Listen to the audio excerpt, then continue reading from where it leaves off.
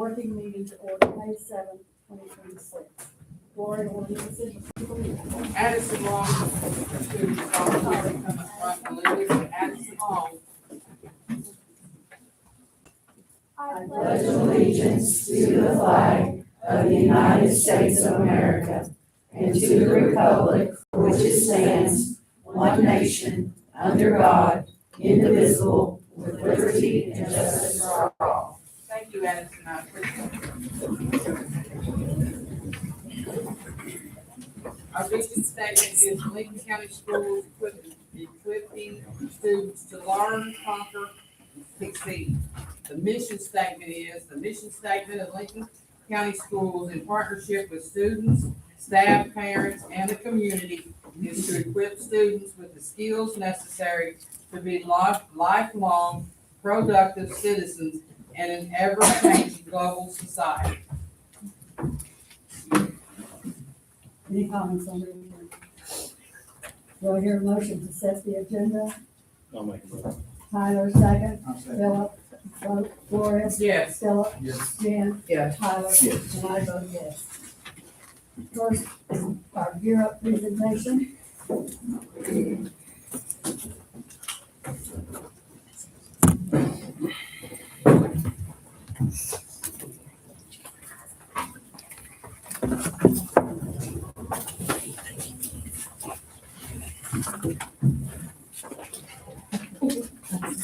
Which ways are we standing?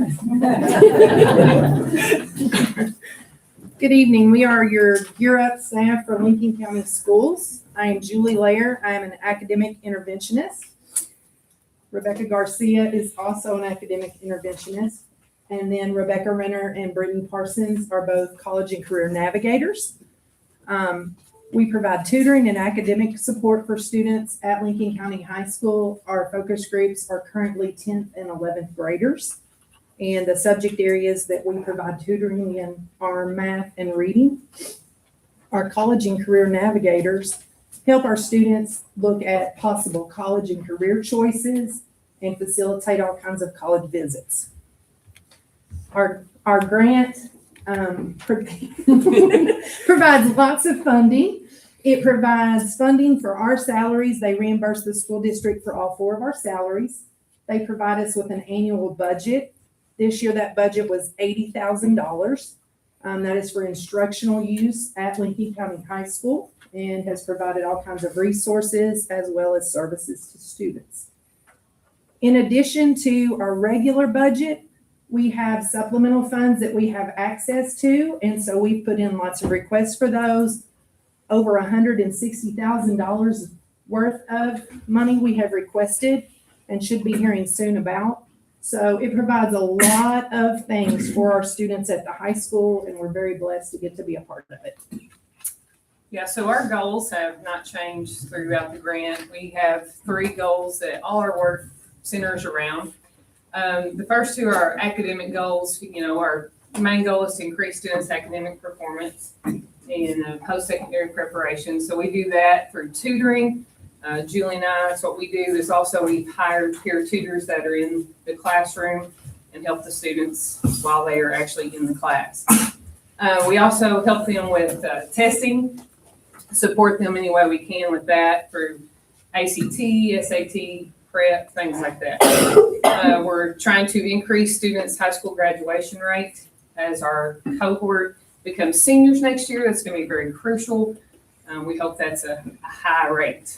Then our third goal is for Gear Up family knowledge of post-secondary education options, preparation, financing. Again, the big one next year is going to be FAFSA, helping students and parents fill that out and get as much money as they can to pay for post-secondary schooling. One way that we reach out to students is through our one-on-one and small group programs. We do a lot of mentoring where we help kids kind of find out what they want to do, help them not only with academic issues, but maybe personal issues they have that are challenges to their academic success. And we also, again, academic advising, finding out what their interests are, again, what their challenges are, helping them to overcome those. And as you can see, we've had over 28,000 hours with one-on-one, small group, and face-to-face contact with over 700 students since September. So busy, helping them, and I think that's a huge part of what makes this grant so special. All right, and so one of the ways that we actually do that is through a program called Check and Connect. This is one of the programs that our grant requires us to utilize, but it is one that we have quickly fell in love with the benefits of creating those relationships with our students. So specifically, this requires for each of us to have a caseload of 13 students. That's 52 students each month that we are intentionally targeting for relationship, trying to figure out, are there any barriers to education? Is there anything that we can do to help make them want to come to school? Because a lot of these students are identified as at risk in some way, shape, or form, whether that be in academics, behavior, or attendance, and just trying to increase that graduation rate, as we had said earlier. Looking at independent studies of this nationally, not with us, but nationally, there is seen to be a 37% increase in persistence to graduation and attendance. And so then we have a 42% increase in the percentage of students that actually completed high school. And this has just been a great program for us to see some of our students that were adamant that they were going to drop out. They are still in school. And that has been amazing to see the way that they have continued on in Lincoln County High School, and they still have plans to continue to graduation, get CDLs or different certifications so that they can create a living. And then our second thing that I wanted to speak about was STAR testing. This is a program through Renaissance that allows us to get kind of a baseline of where students are at and create targeted intervention for them in reading and math, which are our two areas that are most important. Based off of this graph, you can see that most of our students are exceeding or meeting expected growth in both of our areas. And this is from test 1 to test 3, and that's all through this year. I get to talk about the fun stuff. So, part of our grant is we have to offer a summer enrichment opportunity for our students. Last year, we did the lineman school, which is terrifying from the bottom, so I can't imagine at the top. We did Root and Riddle Equine Hospital. They have fancy, expensive horses that they operate on. Our kids got to see that in person. Super awesome. And then we had the opportunity to take them to the Corvette Museum. They got to do like STEM workshops and stuff like that there. Had a great time. April 2nd was a big day for us. We took all 9th, 10th, and 11th graders out of the building on the exact same day, went to 14 different schools, and fed them lunch, and we had no accidents. It was perfect. No behavior issues, no nothing. It was fantastic. So now we have more this year too. So on the 14th, we're taking our freshmen to UK and Cumberland's for a tour. That is their attendance reward for coming during testing. So everybody else is going to be full testing that day. We're taking them out as a reward for their year. On the 19th, we are going to Western. And then actually we're going to do another trip in the middle of this. And we are going with the JAG program to Somerset one day. I think it's the 21st. And then we have our summer program already set up. So we will be doing the 8th, we are going to the hatchery and the dam. And then the 9th, we are going to hit we're going to hit Pittman Creek for one. And then we are going to, so our theme for our summer program is aquatic. That's what we're going with. You don't care. These are some pictures of last year's summer program. And then the next slide is some pictures of our 14 college visits that we did this year. So we also work with some of the other school clubs and things like that to go with them on their trip. So this one was the Hot Expo. We went with the Tech Center, and they got to tour Somerset that day too. In addition to academics, we do our best to develop leadership skills within our students, and we had some leadership luncheons throughout the year where we had business leaders from our community come in and partner with us to talk to students about leadership skills. But in addition to that, Gear Up as a whole offers some really special leadership opportunities. And those are very selective, so every kid didn't get to go, but kids were allowed to apply. We had one student this year that applied for a very special program this summer, and she's gonna get to go to a summer leadership conference in Washington DC that is paid for through Europe. And not only does she get to go, but one of her guardians gets to go with her and spend 4 days in Washington DC at a conference, but also seeing our nation's capital. So that's really special. You all that were here at the last board meeting, we recognized her at that board meeting for our Patriot recipient.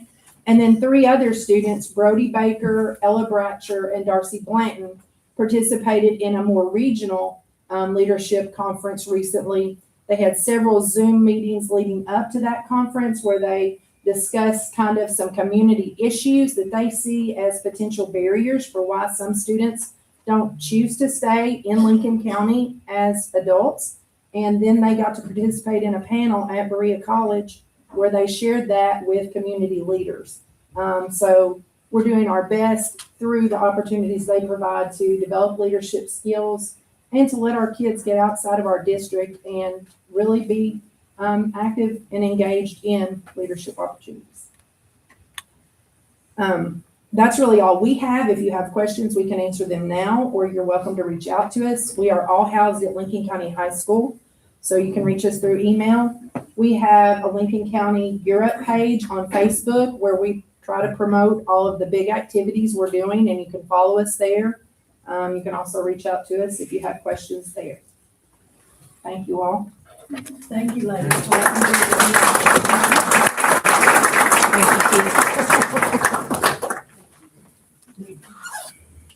We will now move into our discussion items. 4A, external booster for cheer, Diana.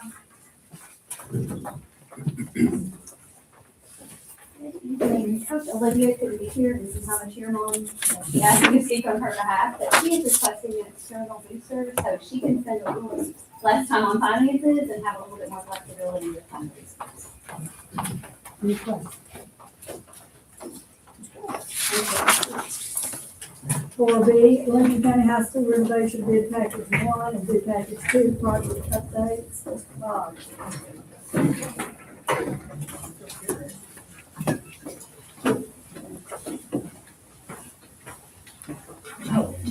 How are y'all? So, Mr. Bosworth, I'm Mr. Clark. I'll be filling you guys in on the bid package one work.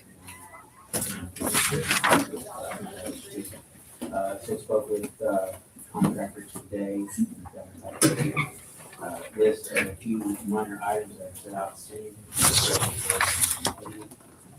One of those items is parts that will need to be ordered for some lobby. Those are on site. Contractors working to get scheduled with the electrician to get those light fixtures installed. We're hoping to have those installed next week, week 11. There are 2 outstanding hardware issues, one for the front lobby and one for the exterior doors. Those parts are in and they're scheduled to be installed next week as well. The other hardware issue was permanent cords. Construction cords on exterior doors. Those we're trying to have a coordination between supplier, general contractor, and your facilities folks. All that hardware was locked. Cords were ordered on April 17th, so we get those installed. We'll get them on site. Those will be installed, and that should wrap us up with all the outstanding construction items. We'll get back to you. Any questions? Sir, Mr. Clark, you said, in here it says, and I think you mentioned it, that the hardware was supposed to arrive on May 6th. That was yesterday, so did the hardware actually arrive and have? Yes. There were some parts for a pair of aluminum doors in the lobby that had to be reordered, and then there were some parts that was preventing the access control hardware on front entry doors, exterior doors from being installed. That is on site. That is scheduled for week of 5/11. Yes. Any other? Thank you. Okay, 4C, proposal with, you're going to do it. In fact, Okay, thank you. The bid pack 2 is moving along. I think you all have seen the Green Junior Metal Building field, the football field is up, the panels are on, they're really moving on that. We're gonna start seeing a lot of interior work start taking place, windows, review orders, we'll start seeing that start to get outfitted. They're supposed to be done with that June 9th, so we're gonna be making sure that we're staying on top of them until we hit that deadline for you all, so you all can use it during the summer. The softball field, most of the work is complete there, you'll see grass up growing. There are some punch items that need to be done, we take care of, there's a little bit of settlement on the field, I'm sure you all heard about some of the little areas. We temporarily address that by just spraying some additional infill over that, but the reason why we're not fixing it right now is because they're gonna have to come in and peel the turf back, fix this down underneath, and then put the turf back, so we don't want to disrupt the softball season, so we've got it to where it's still playable, you know, it's in good condition, just they'll address that after the season's over.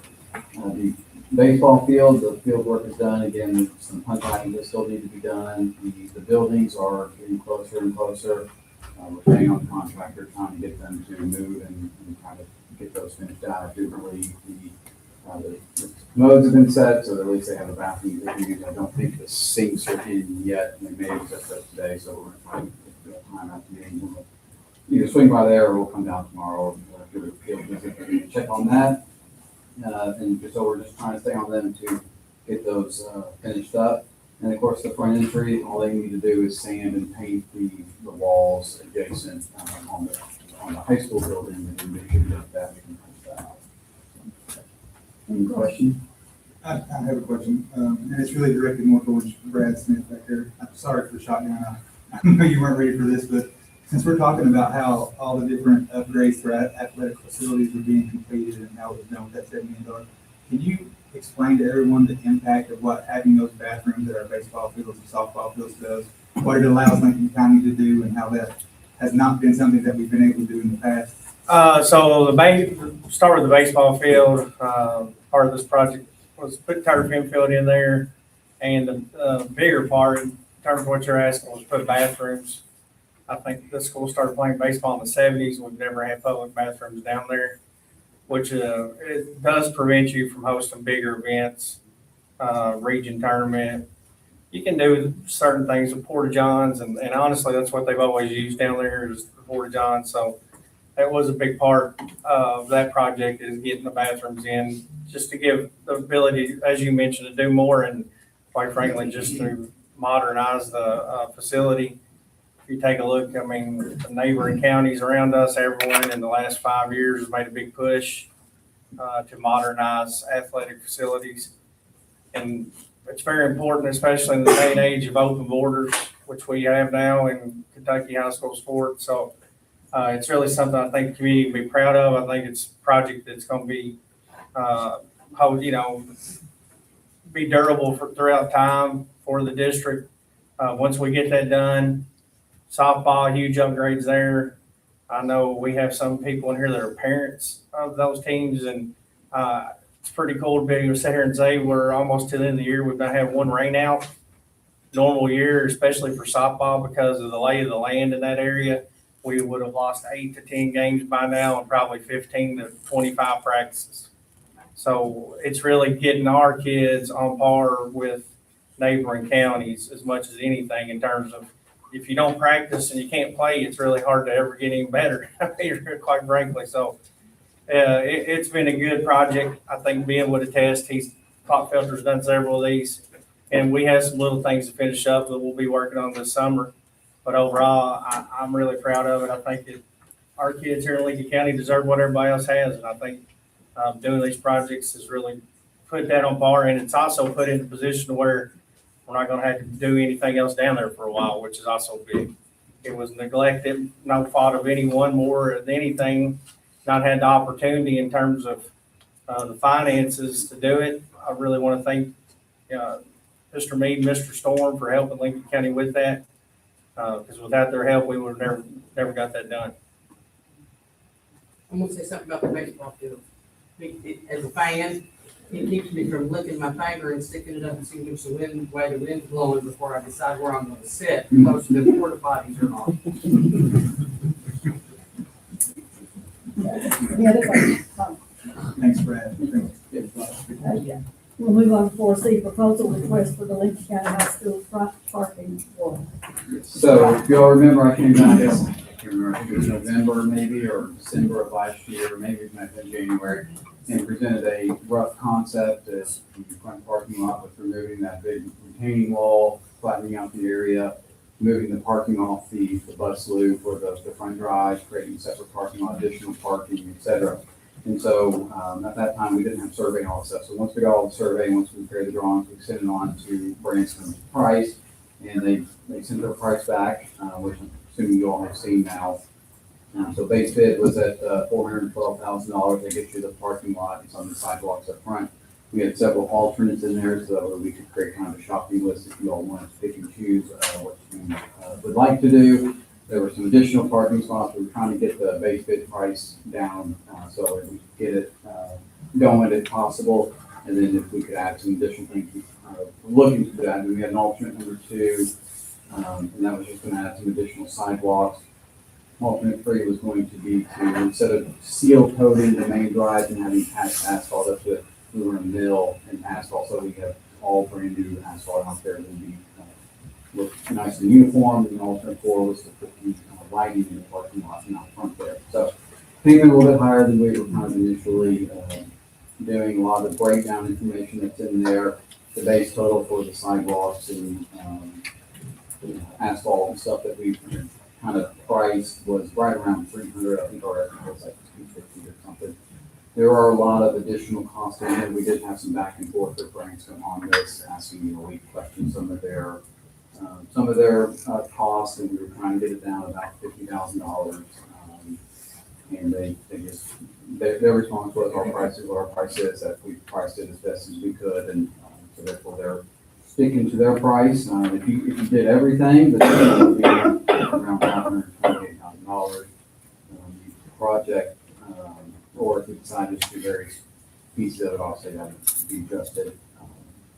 The project right now itself and contingencies left over, we have about $289,000 left in contingencies for the bid pack 1, bid pack 2 project. So if we decide to move forward with this, we will have to revise the BGR and get that little additional money.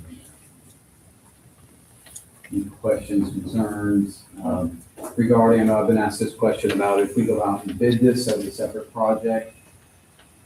We're seeing prices just all over the place right now. It's really hard to tell.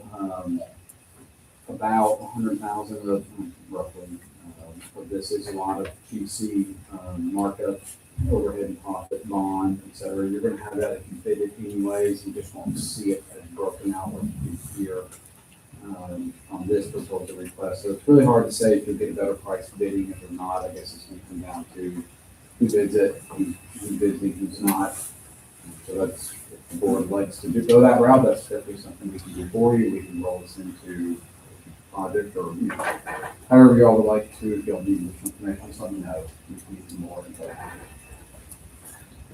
38 parking spots is that? Yes. What I had in my head, Ken. That's what it ended up being once y'all laid it out. That's if we accept the full, If you, the whole thing, yes. parking spots it was from the base. 90. It just does. So this is something we've been working on a while. It's probably worth mentioning since we have a lot of visitors and people here that normally don't come. What Ben is describing is the possibility of taking out the front wall at the high school and adding a parking area up there for visitors and staff. It would be like 40 spots. That's the gist. I thought that was worth mentioning because this is something you all started working on, I think, in December. So It's also doubling the bus time. Yes. Is that something that we really need now that we're doing the buses on the side? The parking probably more than the double bus lane, because now that we've segregated cars and buses and loading on the side, which has been very, better enforced than, accidentally you find things work better sometimes. And we've kept it that way, so I don't think the double bus lane is necessary, it's just parking, because we have stolen that parking. And, it's not available. So the double bus lane, what we did is already 2 lanes, for the most part, we added like 4 or 5 feet just to get to a little bit of a wider, maybe 2 14 or 15-foot lanes, just to give the buses more room as there. If they were to double stack up there, you'd have room for students to walk and they would be safe. I was glad to see that the quote was for a paved parking lot. I think a lot of folks they've tried the pavers and they look nice and feel good, but they're not exactly functional week run for Kentucky weather winters. So I was glad to see the weather and asphalt paving parking lot. Well, I guess we need to talk about this a little bit, because if we don't talk about it, then I think the assumption is that we're gonna move forward with it, and it will be on next week's agenda for a vote, right? So, like, does anybody have any thoughts about it? I have lots, but I talk a lot anyway, so if somebody wants to go first, feel free. I still support doing it. I think it's gonna move our high school campus into more of a complete function that we hope for. You know, we could look at or listen to Brad and Bruce give us what they thought on the options and things, but I still support the project. And one of the things that I'm sitting here thinking, as Jen said once before, the first price we get is never the price that it costs us. Yeah. So, and I understand, concrete's gonna go up between now and the time you get ready to pour that, and I mean, I truly do understand. Well, if you all were to approve it next week and we signed it, tell Grant's going to go, that locks the price in. I would recommend probably adding a little bit of extra money into it, just in case we out there, we find an electric line that nobody knew about, or we find something that, to your point, yes, we may encounter something. You start moving that dirt, and we have to pay to get it cleaned up, and it was all kinds of things. Well, my thought on it is we have about $29 million in bonding capacity right now, that, I mean, roughly. More than that, actually, probably in the thirties, And mid then thirties. we're expecting the last nickel tax to be equalized in July, so it's coming July, right? Next. Next July, it's not this. No. Oh, so, okay, well, so I guess my thought on this is considering that we're talking about the potential closing on the school tonight, and we have all this bonding money here that's available, this parking lot is really nice to have, but is it a need? I would like for us to come up with a plan and figure out how we're actually gonna spend this money, so that way we can make whatever we need to make improvements on before we go to nice to have. And we'll go ahead and let the board know and the public know we received today. Again, we received the support from our legislators. We will be spending another $5 million to do some renovations. And this is actually in that proposal. We will get 2.5 million by July 15th, and you will get 2.5 again next year. Philip, thank you specifically on bonding capacity. We met with Lincoln maybe like a few weeks ago, and we're at 36 million. And it will be July 28th. It's at 47 million. That's the expected. In July 2028. Correct. It goes to the next biennium budget with the state, that we would get that additional.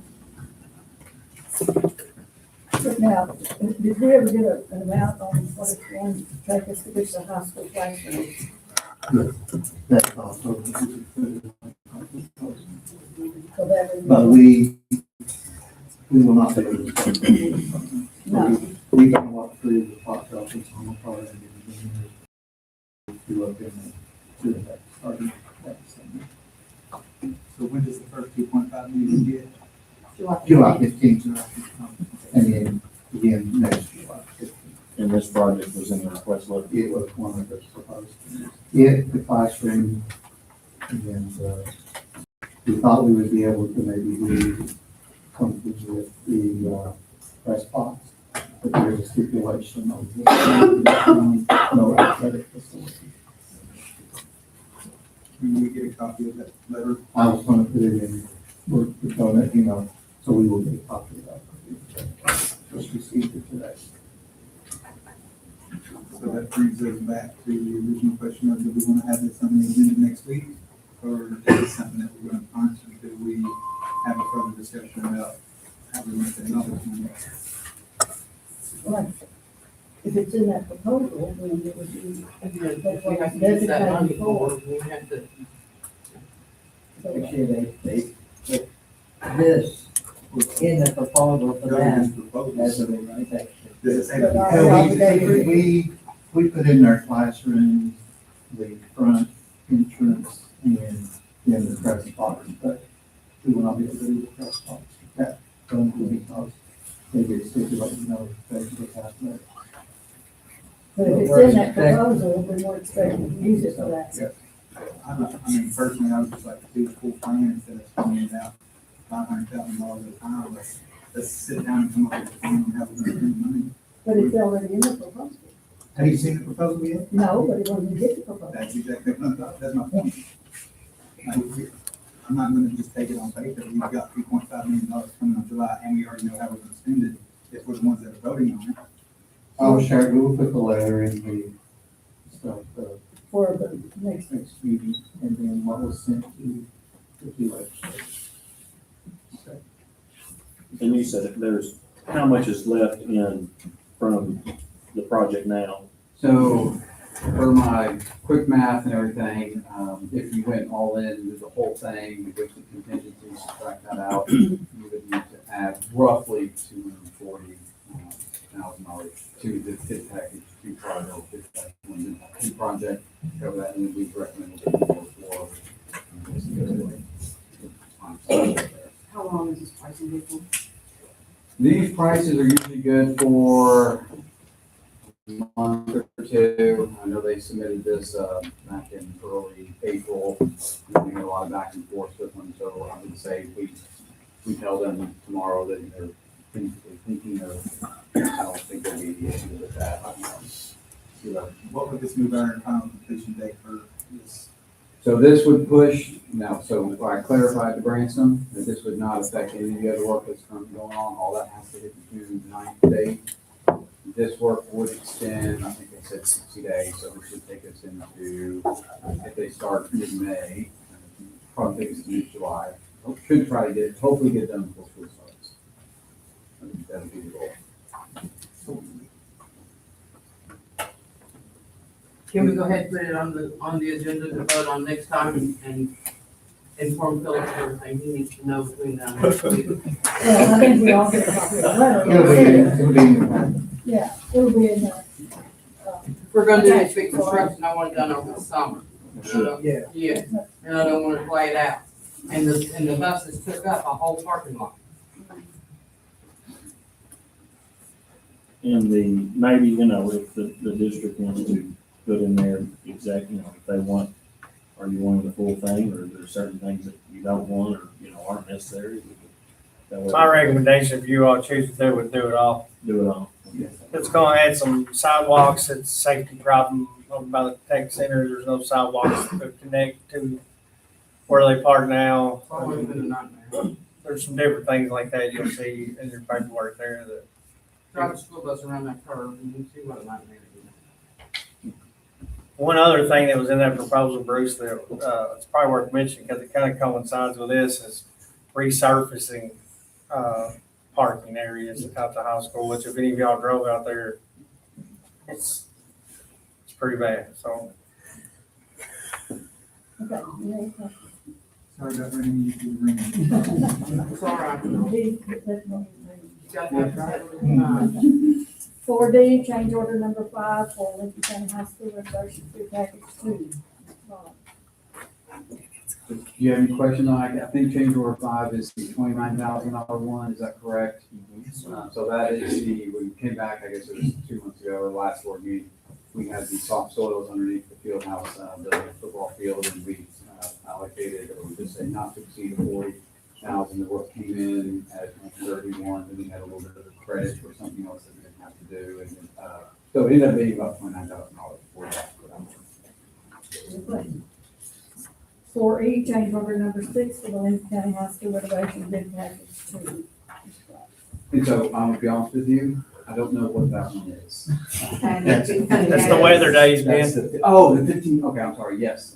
That is the weather days for the contract. That's what extended the contract to the June 9th date. They had weather days back in May or December, and then October, November. They've not submitted any weather days for all the past weather, this kind of spring that we've had. And so, Is there an expectation of them to request dates for the snow? we've asked for multiple times at multiple progress meetings, but requested for those weather days, they haven't submitted it. And so, we told them that you can't, in the pre-construction meeting, we said, you can't wait till the end of the project and come and ask for a bunch of days. So, we won't see them. Thank you. Yep. Okay, 4F, shortened school day week for special needs students. Julie?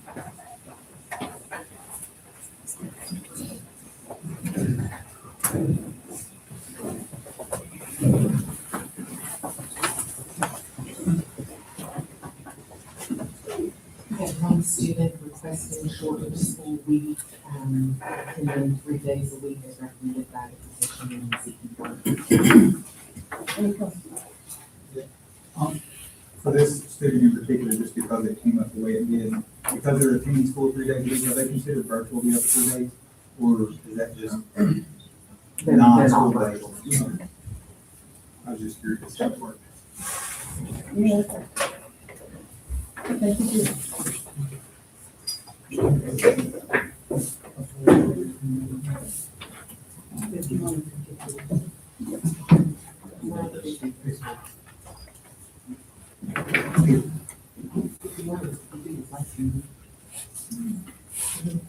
What number is it? Number 53.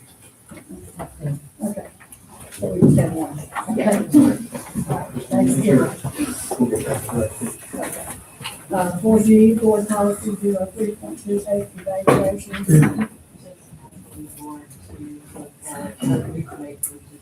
Evaluation policy, just updating some language and making it match the first evaluation policy. I'll be bringing procedure and the forms to you guys, but this is just the first reading.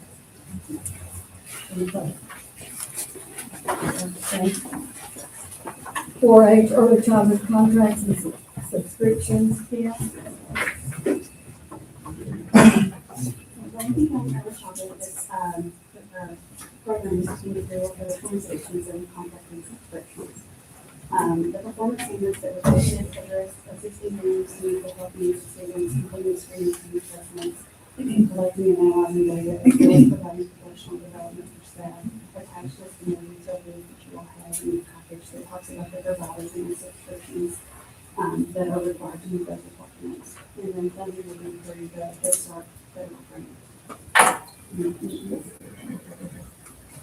As your visitor.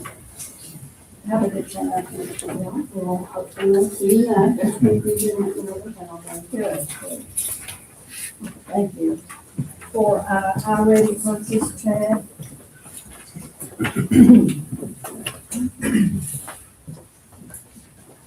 I am requesting to purchase the I-Ready program for the 26-27 school year, and that will be for grades 2 through 8, at a cost of $125,275. Is this just the screener, or is it also like the pathways? This is everything. Instruction piece and assessment. Are you happy with our program Yes. compared to the other programs that are available? I don't know if they're all right. Costs are comparable, and I-Ready offers everything we need as far as diagnostics, screeners, and instruction piece, resources to meet various bills that have been passed recently. So, it meets all of our needs. Thank you, Chad. For Jay cameras for the Lincoln County High School gym and football stadium, and Greg couldn't be here tonight. Did you have any questions or concerns about that? I emailed Brad a list of questions. I had about 10. He said he sent it to Grant for review. So, but he also told me not to expect answers tonight because it came up fast. So I'm not putting on the spot, but there are a lot of questions that need to be answered and we need to discuss, I think, before we move forward.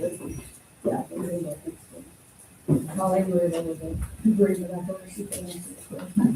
I don't think she. Are you prepared to answer? I'm not, I'm prepared to say the cameras and the installation don't cost anything. We just have some questions that we need to clear up. I've talked to Philip, and I think Grant's got them. Maybe before next week, we could have some, Brad could be here too. We can. That's right. I have a question. I was asked, is this going to interfere with you, with WPBK broadcast? That's the main question I gotta get cleared up. Okay. Because we love our WPBK broadcast. 4K, 2026-2027 tentative budget in the end. Yeah, that's the stacks of paper. Hey, this is a pretty small stack for me, honestly. So it's time for us to look at our budget for the 2026-2027 school year. The tentative budget has to be approved by you all, the board, by the end of May every year. And after your approval, I upload that to KDE. They review it and kind of give it a cursory approval, based on does it look appropriate and, feasible. And then, the last step in the budget process is in September when you all approve the working budget. So this is step 2 out of step 3 in our budget process for next school year. The total budget is 60 million, but we tend to always, kind of focus on the general fund, which is Fund 1, and the total budget for Fund 1 is 42 million. So our general fund is where we operate out of. It's the fund that we have more control over. It's not restricted like, our other pots of money are. Our highest, source of revenue is SEEK, as you all know, and I have it estimated at $14.2 million for next year. So the way SEEK works, loosely, it's based on your average daily attendance times a base number that is set by the legislature. So for next school year, that would be $4,626 per student. That is a slight increase from our current year of $40 per student. I'd hoped for a more aggressive increase, but an increase is an increase, so of course we will take that, because our current year is at $4,586 per student. Our enrollments continue to drop, and I've got some trends down there that we'll go through and discuss, and of course that drives SEEK down. Another thing that has driven SEEK down, through the years, when your property valuation assessment goes up, your SEEK goes down. They kind of work in tandem. It's kind of like if you're receiving more tax revenue, then the state says, well, you don't need as much SEEK money, so it's kind of a seesaw effect.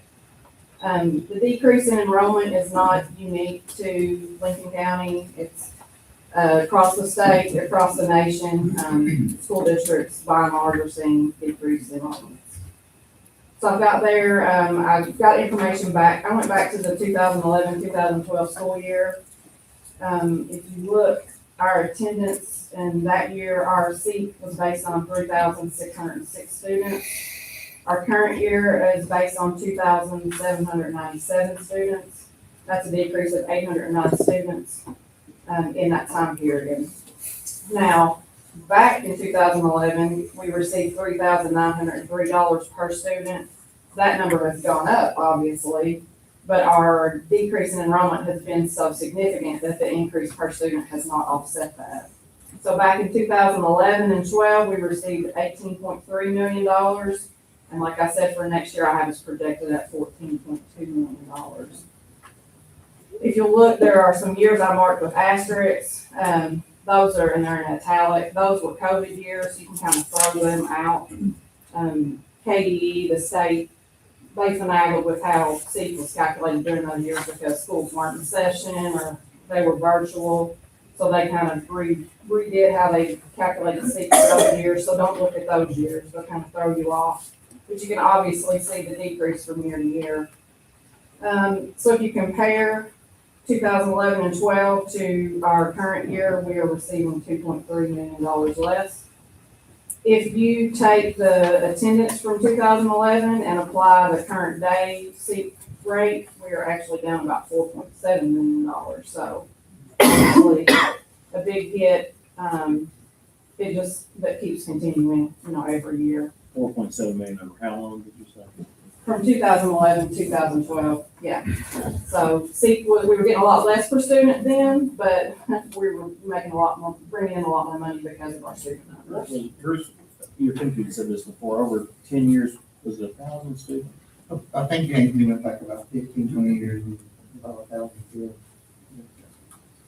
We've lost We are now under 133 this year. 3,000 and we were a little over 4,000 back then. sorry. I looked yesterday, we've lost 133 kids this year alone. Right.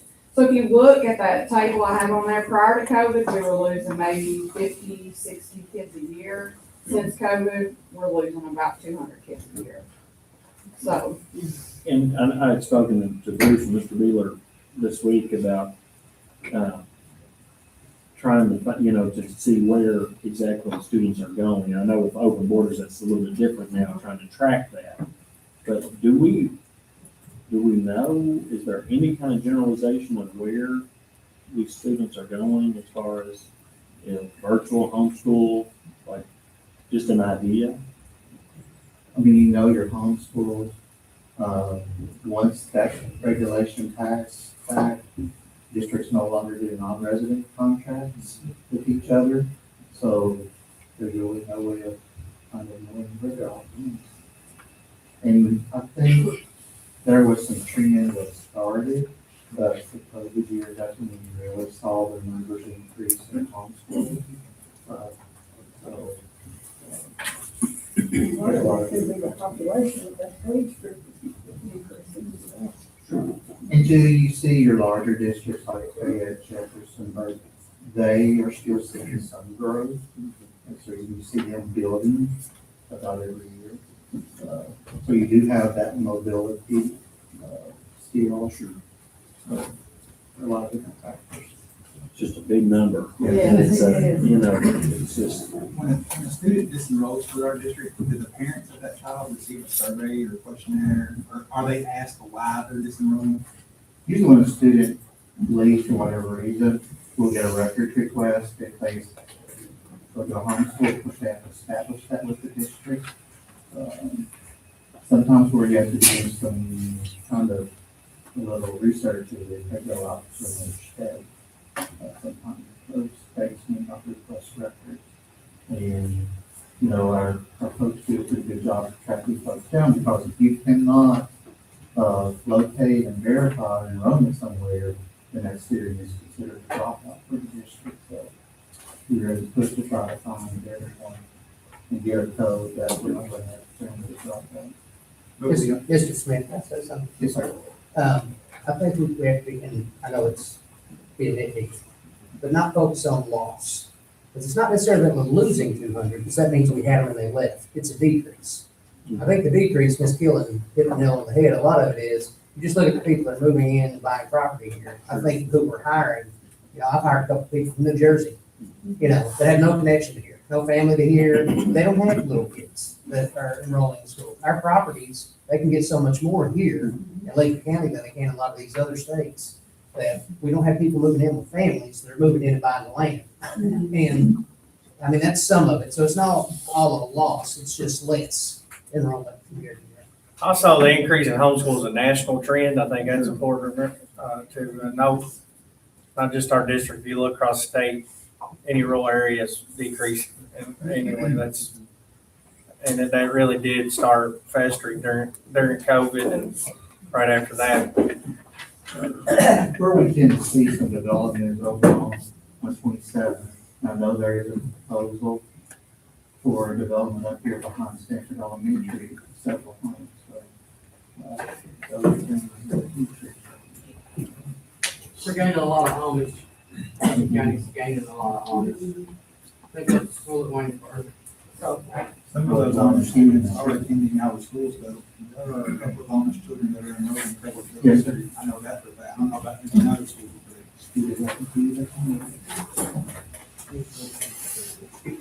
and yeah, I'm not trying to beat up on the school system. I'm just, it's an issue.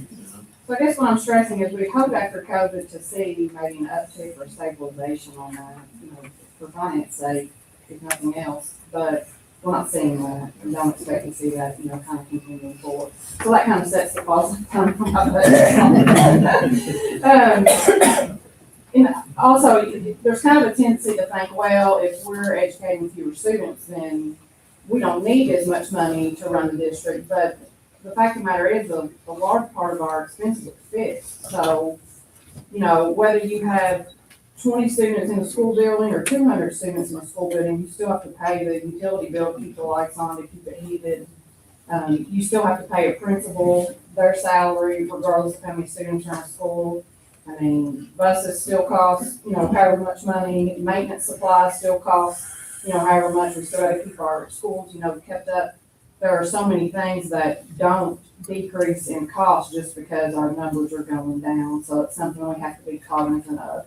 Which, I mean, we talk about this every time we talk through the budget, but just things that we have to be aware of and consider.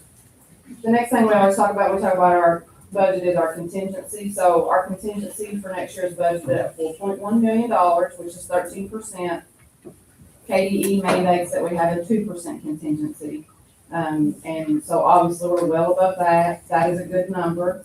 In 2020, our contingency was 1.3 million. So just to kind of temper with what I'm gonna say about we need to watch our spending, that's a good number. But the bad news is that number is decreasing, and at the rate we're going, that number is gonna continue to decrease. So we've got to be proactive and look ahead. Hey, we're not in dire straits, we're not, in terrible financial condition, but we are headed down a path where our spending is going to start taking over what our revenues bringing in. When you compare our contingency to surrounding districts, it's comparable or higher than almost every district around us. But like I said, that number is going to keep decreasing. So then we look at our carryover. That's what we carry over at the end of the year to the next year. Our carryover is projected at around $8 million. That is also a healthy number. In 2020, we were at $3 million. That's very good compared to surrounding districts. But the same thing is every year that's going down. So we are seeing that revenues aren't keeping up with the money that we're having to spend.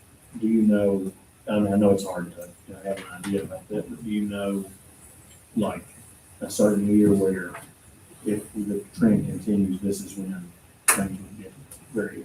Well, you would have to, there are a lot of unknown factors like, are we looking at raises or, there are key conversations that we would have to have that would impact that. But yes, if you wanted to say hold all factors the way they are, what would we look like in 1 year, 2 year, 3 year, 4 year? Yes, we could do that. But a lot of times it's not so easy as it's not a set, Right. here's how much we're using every year. But we could kind of come up with a kind of general idea on that for sure. Salary and benefits make up 66% of the general fund. That's a good number. I do not have a raise budgeted for next year. We have given large raises over the past 5 years, and that's something that I'm happy the board has done. I think we have been very aggressive with giving raises. But I think our numbers are showing it's time for us to slow our spending down. Since 2020, certified salaries have gone up 18%. Since 2020, classified raises have ranged from 24 to 36%, depending on, the job class, how those rates compare to surrounding districts. So I do feel like, I'd love to give a raise every year. I'd love to say, let's give another raise, but I think that it's time to say, hey, let's hold off. Let's take a look and see what numbers are looking like, through next school year. And know that we have given good raises. I think everybody's very appreciative of that too. Yeah, definitely. A lot of positive feedback, through the years for the board, giving those raises, so. If I remember correctly, the state says that we have to have our salaries below 80%. That's a recommendation, Recommendation. but we are well below that, which is good. Yes. Because once you get your budget so, tied up in salaries, like you don't have money to do anything else. So it's good that we have that flexibility there also. I'm sorry. Okay. I have a question about the contingency fund. Yes, 2%, the state recommends we keep 2%. Yeah. That pays how many months bill?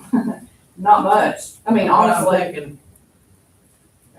a month or two, it seems like when the. we don't want to be at 2%. I know. And we've never been at 2% since I've been here. Have we been not higher than 2%? Yeah, we've been at 4%, which is more than, double what KDE recommends. The contingency is never gonna help you survive much, but obviously we want to keep it as healthy as we can. For the audience that's not familiar, contingency savings.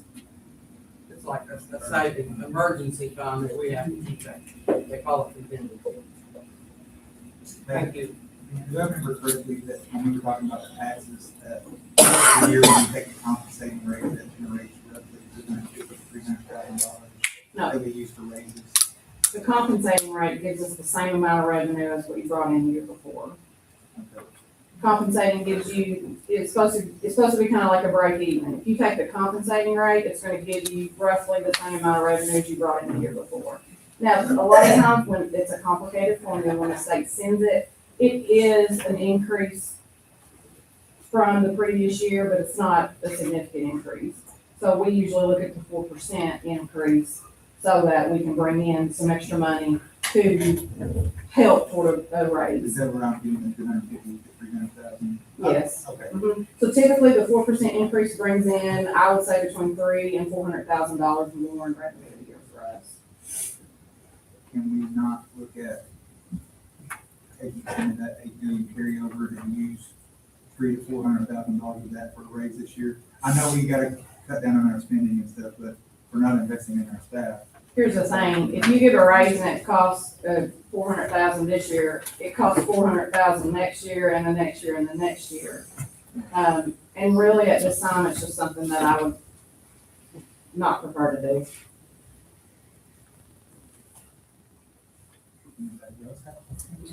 I know this is, I know a lot of people in other districts that have been to trainings and things with, and I know one thing that I get now from them is they tell me they cannot make fun of Lincoln County anymore. Because our salary schedule has finally caught up or surpassed other districts. Right. We're also hearing that about our facilities. I have a few more points and then when we have questions, we'll entertain those. Like I say, every time, I highly recommend we remain conservative about spending. The budget is tight, becoming tighter due to the declining ADA, our city funding, inflation, expenses of all kinds. I mean, if you want to relate, think about your grocery bill at home, how much you're paying for fuel, how much your utility bill is, and imagine exponentially how that impacts the school district. So, it's a big deal. Special education costs are rising. Those are services that we're lawfully obligated to provide as we should, but the number of students identified in our school district is rising, and that does require more staff and more resources, which does have an impact on the budget. Also, funding we receive for special education, like our federal funding for special education, doesn't change from year to year. So, I mean, it doesn't matter if we have, a larger population that we're serving, that number doesn't change. Federal funding that we've either lost or that we know is not increasing. We were notified about a month ago that we will not be receiving Title V funding next school year. That's $105,000. Which is what is that? It's rural and low, is what it's based on. It's based on census data. We have no control over that. It's a formula, kind of complicated. We tried to cipher it, but it's based on census information and they just say, oh, you don't get it this year.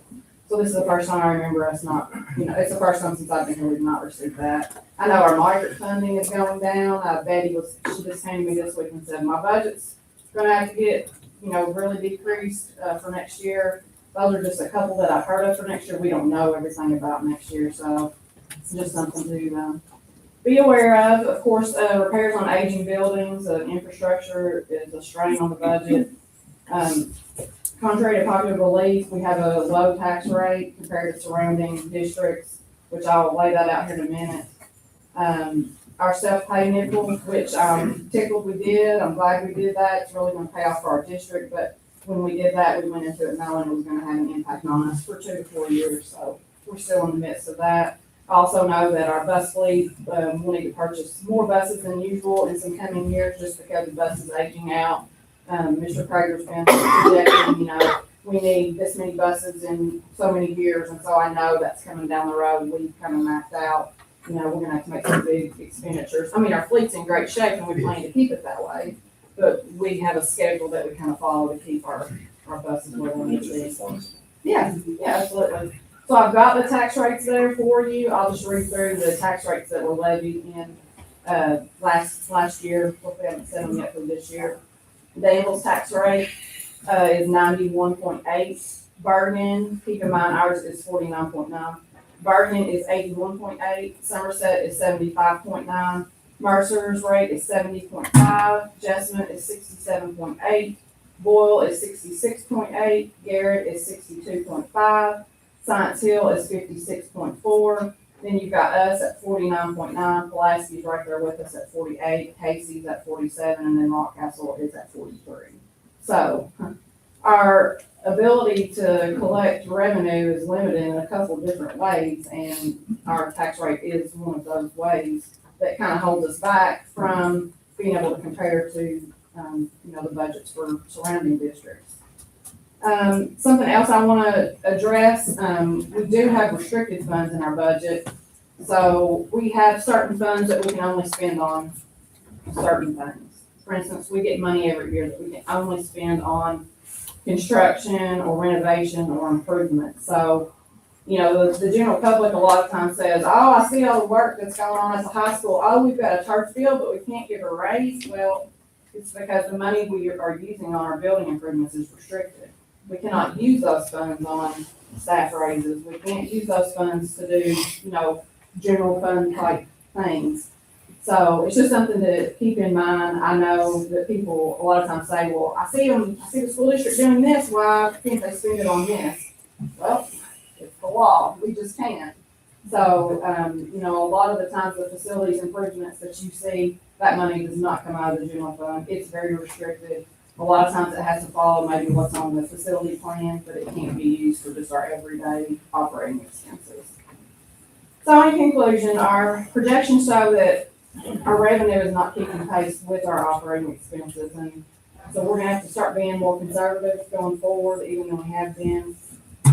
Look at in the coming years, cost reduction measures and limit our discretionary spending, which I think we've also done a pretty good job at that. I don't know if y'all remember when our auditor went over our most recent audit, he said a lot of these similar things. Like, hey, y'all looking pretty good, but your trends are going down. I know when he comes back next January, February, he's gonna say those same things, and I want at that time for us to be able to say, here are the things we've done, here are the things we're going to look at for next school year. We are being proactive and, we're gonna do what we need to do. So we're gonna take steps, kind of address this financial pressure that's kind of coming on before it becomes a larger challenge.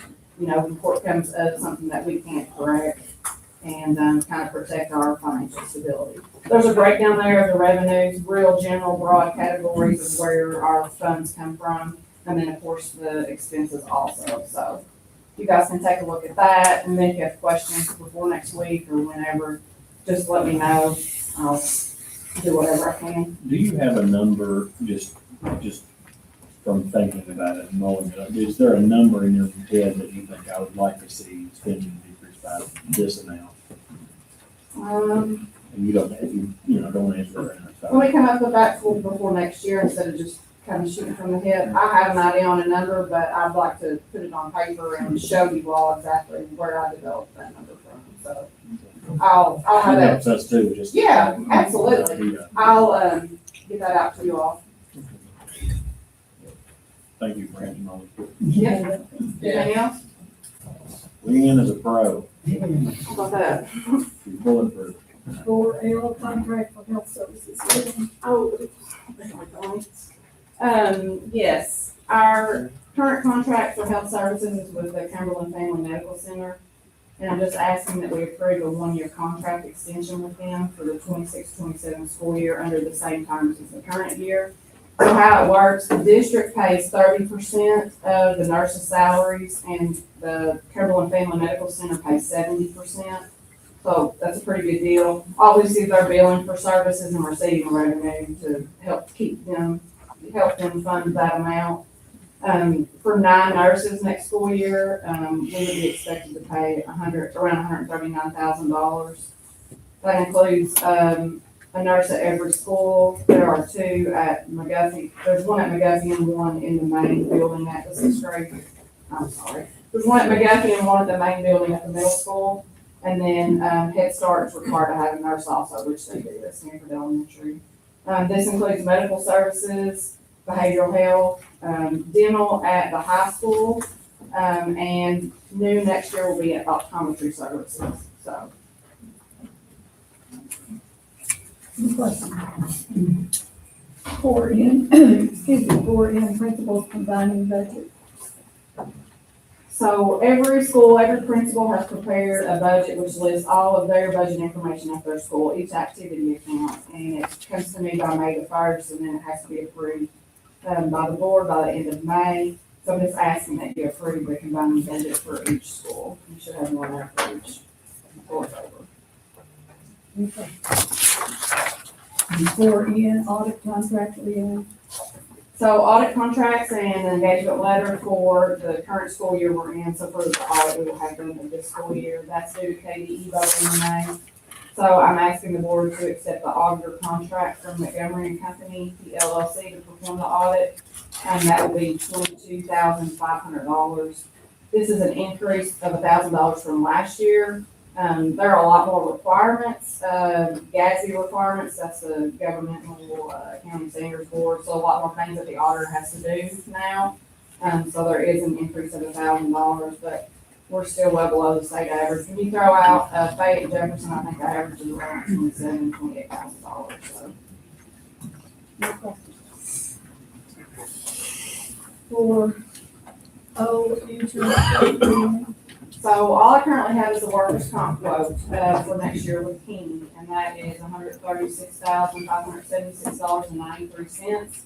This is a decrease from current year of $3,000, which sounds great until you remember that last year was an increase of $20,000, so anyway. Our experience mod is going down, which means we're having fewer claims and we're paying out less in claims. I hope to have our other insurance quotes by the next meeting, but I'm not for sure when, just depends on the insurance company's release those. I've been told to expect a 10% increase on that, that's about $70,000, but I don't know that for sure yet. Any questions? For P, fuel vendor bids, Leanne. Yeah, we advertised for fuel vendors and we received 2 applications, one from Woodford Oil Company and another from East Step Energy. So I'll just be asking the board to approve using those 2 vendors for the 2026-2027 school year. Any questions? For Q, Commonwealth of Kentucky Airlines.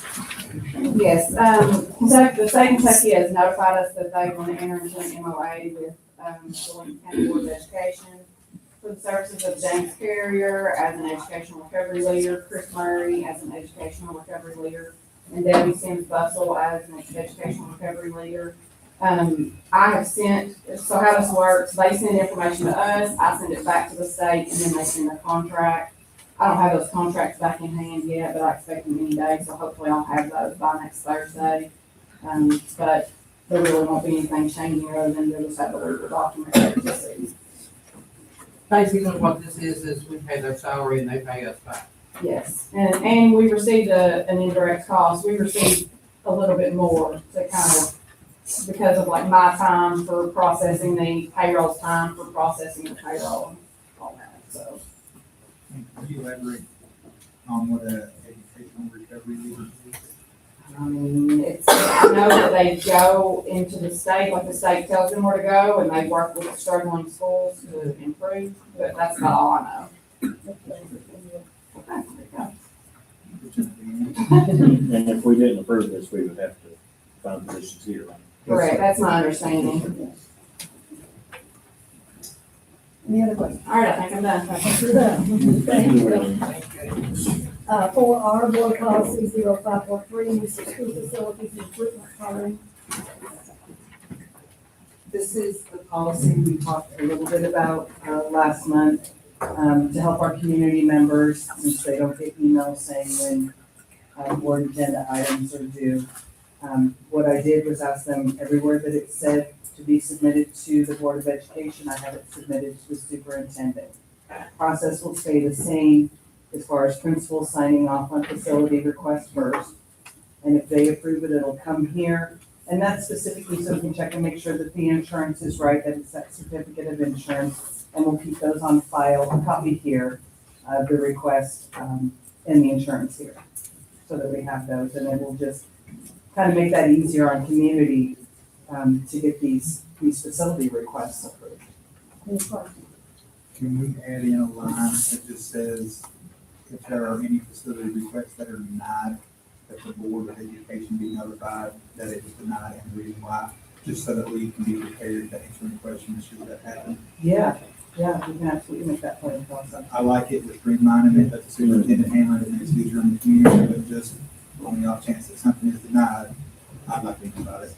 That makes sense. Well, not necessarily. Appeals. I'm not looking to override. I'm gonna trust you as the superintendent to do your due diligence. But it's one of those things where if we deny some basketball team to use our gym, first thing they're gonna do is call me and say, why are you not letting me use your gym? So it just would be a nice heads up. And Bruce brought up that we needed an appeal thing. No. Okay, Grant says no. Okay, any other questions for that? 4S is 05.31 rental application and contract. So when I was going through, I looked up anything that had to do with the facilities request, and there was this one, which is a rental application and contract. I have never gotten this in 10 years of putting this to the board, but it was something else that was to be submitted to the board, so I had that changed to the superintendent or the designee. Unless you want that, I mean, again, it's really rare. Is that something you would rather have? But I would like that same. I mean, it falls in line, but I don't think it's. That is a rental is, yep, we can do that. So that would be a first reading of those two, and then there'll be a procedure to go with at the next meeting. Thank you, Colleen. All you do. Yes. 4T, board member feedback on hospital consolidations. I'll turn that over to Bruce. Okay, what I'm about to kind of go over and just things for the board to consider, if you decide to move forward on consolidating these schools. Once I kind of finish with an overview and outline of things, then there's going to be about 4 of the directors come up and talk about some various things as well. Okay? So, kind of starting off, some of these things are going to be repetitious of what Leanne has said here. When you look across the state and nationally, there is that trend of funding enrollments. One thing you also want to consider is looking at the capacities of each building, and you have this information in your documents there. Based on our current district facility plan, Highland has the capacity for 275 students. Waynesburg capacity of 300.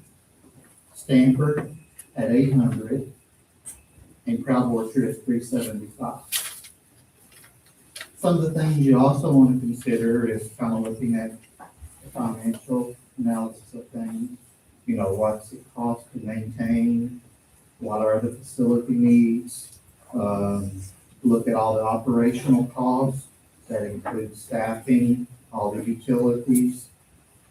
Also, looking at the academic programs, the only thing that we were not fortunate to receive the 21st Century Grant for Highland this year. I think it was being funded by just a few points. Correct, Ms. Smith? Just a few points we missed on that. But we do have to offer something, some kind of service for us to be able to apply for that grant next year. So that would be experience for us there. You mean like we would have to offer an alternative? We have to offer some type of services. We can't just not do anything. So like, kind of like ESS when you pay the teachers to come. Some kind of services. And I don't know if any of the principals or Ms. Hart or anyone wants to add anything to that, but we have to offer some kind of service for us to be able to apply for the full grant each year. Also, you want to consider class sizes. I want to let you know that based on the state's regulation, that for K through 3rd grade, the state recommends 24 students to 1. 4th grade is 28 to 1. 5th through 6th is 29 to 1. And then 7 through 12 is 31 to 1. I'm happy to announce that for years and years, Lincoln County has funded 4-3 at 24-1 and 4-12 at 25-1. So we're well under what's actually in the regulations, especially the upper grades. Some of the things you want to do when you're assessing buildings is look at the condition of the building. Look at their compliance issues, you know, and again, looking to see if any of those receiving schools are able to absorb those students. And Mr. Greger's going to be updating some numbers that we gave you back in August to look at when you requested that. Tonight, it's going to give a chance to hear from the public. You know, we always have public comments at our board meetings. The design is at the working meetings, that those are held at the end in case people's questions get answered. And then at the regular meeting where actions take place, the public comment is held at the beginning of the meeting. Staff meetings, we receive calls, we receive emails, I think some of you received those. So that's been kind of a collection process. In transitioning, any new school assignment areas would have to be approved by you as the board. Transportation adjustments will need to be made, and Mr. Craig's going to kind of go into a little more details on that here later on. Placement of staff has to follow all of our HR timelines and guidelines and requirements.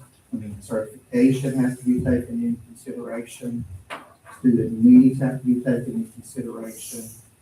We will work, and Mr. Cooper's going to talk about that more in detail later here. And then we would work with principals on placement. And it would be my recommendation, if the board decides to move forward on this, that no employee is a hurt job. Family support, you know, we will assist and support all the things that families through the transition. If you choose to move forward, you know, there would be the distribution of inventory to wherever it might need to go. Those records would get transferred to the school of assignment. Do we know all the answers? No, there's going to be things that might have to be worked out along the way. You know, we have our website that could be a communication tool, email, social media, meetings. These are all different platforms for communication. If there were to be closure, just you need to preserve the memorabilia. You know, that would go just like when the last school, I think, closed with McKinney. Their trophies and things which they used to build, place those in display cases there. Any photos, signage, those type of things. And then lastly, you know, the board would have to decide what you're going to do with that property. Would you surplus it? Whatever. The reason this kind of came about, and you know, I sent out once we had some vacancies with the principal and the council there, I sent that to you. Last year, Holland did have a loss in some of their allocations, so they did not have an instructional coach this year. When we met and gave allocations this year, Holland Waynesburg will be sharing special ed staff just due to the allocation cuts there. I've already told you about not receiving the 21st Century Grant. We did check with site-based councils. The school that would be closed, that council would no longer be in existence. The councils or the schools where students would be going to stay in place, and those parents and those teachers would like get involved on committees, and then he or she could run the next election, and those are held each year, so they would have that opportunity. Just kind of looking through emails and communications we've seen and received, there shouldn't be any need for any portable or mobile classroom to be used. With preschool students, would be assigned to the school, just like the K-5 students. And, students are not gonna lose any services. You know, if they have any type of specialized plan, those will continue to whatever school they're assigned to. Also, Mr. Wheeler has looked around, kind of gave you some of the surrounding districts of how many elementary schools that, each of those counties have. Casey has 3 elementaries, 1 middle, 1 high. Rock Castle, 3 elementaries, 1 middle, 1 high.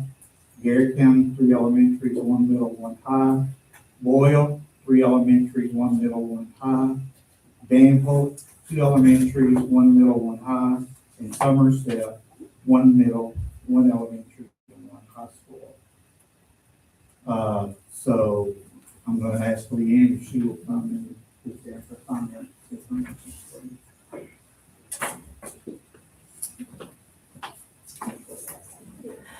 So I was asked to calculate the estimated savings that might result from a school closure.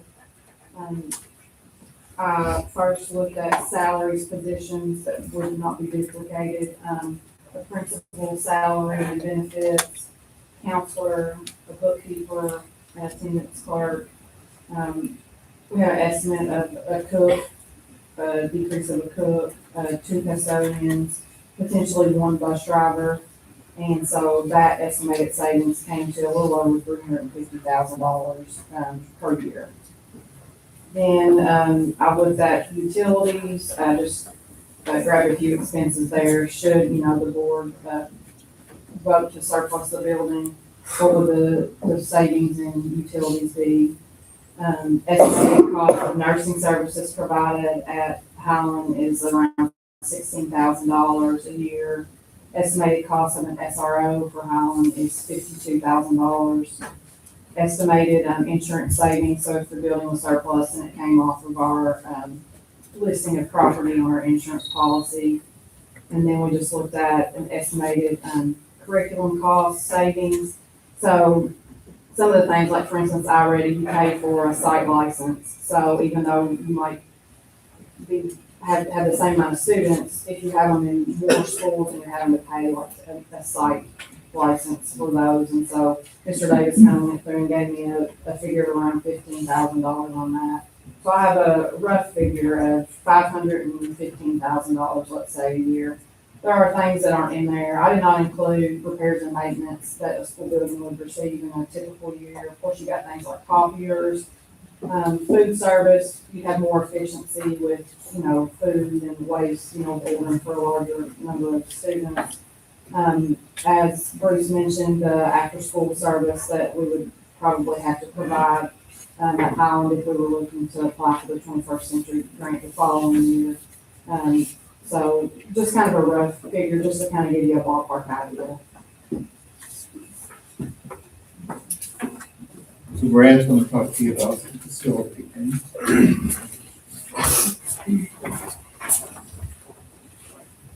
That time we get to laugh somewhere. Yeah. A little bit. I know most of you all, but for those who don't know me, I'm Brad Smith, Director of Operations. Most of y'all probably know me by my voice. When I call you at 5 o'clock in the morning to tell you we're not having school, I apologize for that in advance, or not in advance at this point. Facilities is also a department that is underneath the Director of Operations here at the district. So facilities, something near and dear to me, and our department takes care of day-to-day issues. We look ahead to looming issues. We do new construction, as you heard earlier, a lot of different moving parts. I stepped into this role last school year. I used to only do communications here. Before that, I did facilities in Frankfurt for over a dozen years. So I've been around it a long time. I felt like for you all to have a good understanding, but looking at a decision like this, possibly consolidating schools, it's good for everybody, I think, to have a clear picture of the Highland facility. I've also talked to Ms. Goldsmith a lot. I do want to give her a lot of credit. She stepped in there last year as principal, and she has done her best to improve things there with minimal resources. And we've joked about it a lot. She always says she asked for something, I tried to help her get it, and I have the best I can. And, she's done a fantastic job, I'm really proud of the things she's done. But as I mentioned, with the conversation tonight is about Highland, so I gave you all some information that I want to go over. And I do want to preface, before I get started, and be clear that I am not advocating to close the school or leave it open. Obviously, that's something the board's gonna have to decide to do, but I told Ms. Goldsmith this, and I've told some other people. I do feel like we're at a point where we owe our staff and students at Highland, it's to the point where we either need to do something major there, or it is time to look at other options. And I've been upfront with Ms. Goldsmith about that.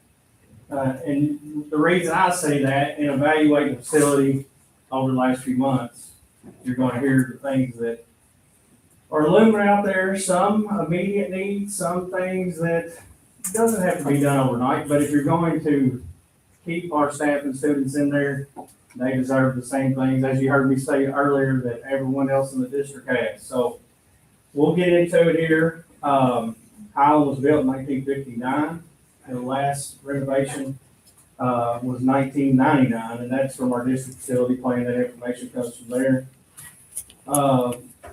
Things that are, in my opinion and my staff's opinion, major needs there. Complete roof repair. We were able to go in last year for the first time in a long time, and you heard Lynn speaking about non-restricted funds. We were able to use some of that money to do a pretty major repair. Got most of the leaks, but there is still some issues there that I would want to see get done. HVAC installed in areas still using window units. For those who've been out visiting the school, their classrooms still have window units. So again, they deserve modern HVAC there. The gymnasium does not have air conditioning at all. They did install a fan a few years ago. I think some of y'all are probably on the board when that happened. So they do have that, but they don't have air there. HVAC, obviously, and I can turn it over and let Cockfelder talk about this. When you go to doing something like that in a building that old, you're talking about majorly having to improve the electrical infrastructure of the building. So that's something that would have to be done, not only for the HVAC, but also, and Andrew, you can correct me if I'm wrong, classrooms there have 2 plugs at best, right? Yeah, there are some. So to provide modern technology, if we're gonna keep using Highland and make it operational, that's something that would have to be improved, in my opinion, going forward. Complete replacement of the existing septic treatment plant. The existing plant was installed in 1971, and it's in very poor condition. Due to its condition and age, my recommendation would it need to be replaced as soon as possible. The plant is still in function. A lot of credit goes to Michael Carrier. He's here tonight. He has kept that thing working over the years the best he can with minimal resources. So again, that's something, in my opinion, like stepping into this a year ago, evaluating things, it needs to be repaired. Replacement of doors, hardware, and windows. A lot of those are aging, as in all of our buildings, to be fair. That's something Jeff and I talk about all the time. We want to improve everywhere. Plumbing upgrades. You guys work there, all y'all been there. They need more bathrooms. When you get into that, you have to come into present day ADA compliance with things. So that's going to create a lot of things and what we be able to do. But my professional opinion is that they need even more bathrooms there. There's no doubt about that. The installation of modern life safety systems. When I say that, I'm talking about fire protection. I'm talking about new cameras for security. I'm talking about intercom systems, all life safety things. I mean, all that. That's one of those things. It doesn't have to be done overnight, but it's things that should be being planned for and done, and we're going to keep the building in operation. New flooring, ceilings, finishes, and LED lights throughout the building. If any of y'all been to the high school recently, that's what we've been doing there. It's made a huge improvement. I don't think I have any much from the high school here, but those are things there that need to be in the plan and be done. Going on down the list, guys, you'll see I got site development, and I kind of put some other things here just that have been on my mind. One is one that Andrea gets on me all the time about, but I'd like to, and I did make it better, I think, until the ice storm. I think that's made it worse. The parking lot needs to be paved. I mean, our staff has to come to work there. It sounds like, not a big deal, but when it's nasty out, they don't want to get out in that. So we're gonna keep it open. It needs to be blacktop at a minimum. We did improve it quite a bit, but the ice storm messed up a lot of those things. Not only there, but other places. It was not good. This is a big one too, and if you've been to the middle school in the last couple of years, you would see this, and Mr. Searcy's here, he probably talked to the improvement of it. The corridor between the building and the gym needs to be enclosed. That's a huge safety concern. I know we did it at the middle school. It's made a big difference in a lot of different things there, but from my perspective and talking to Jeff, that is a major safety concern. Students need to be able to access that gym without having to go outside, not only because of the weather elements, just from a safety standpoint and a supervision standpoint. Moving along, I also put in here a possible addition for additional class space for students, so we can discontinue the use of the cash buildings out there. I heard that come up earlier, and I talked to Andrew this morning about the different services there, and it's not, you can speak up, because I'm gonna mess up. What all do we have out there right now in the cash building? We have a Healthy Kids Clinic that provides counseling services, as well as Quest, our OT and PT, Family Resource Center, and 21st Century. So, again, that's not one of those things, man, we gotta get this done overnight.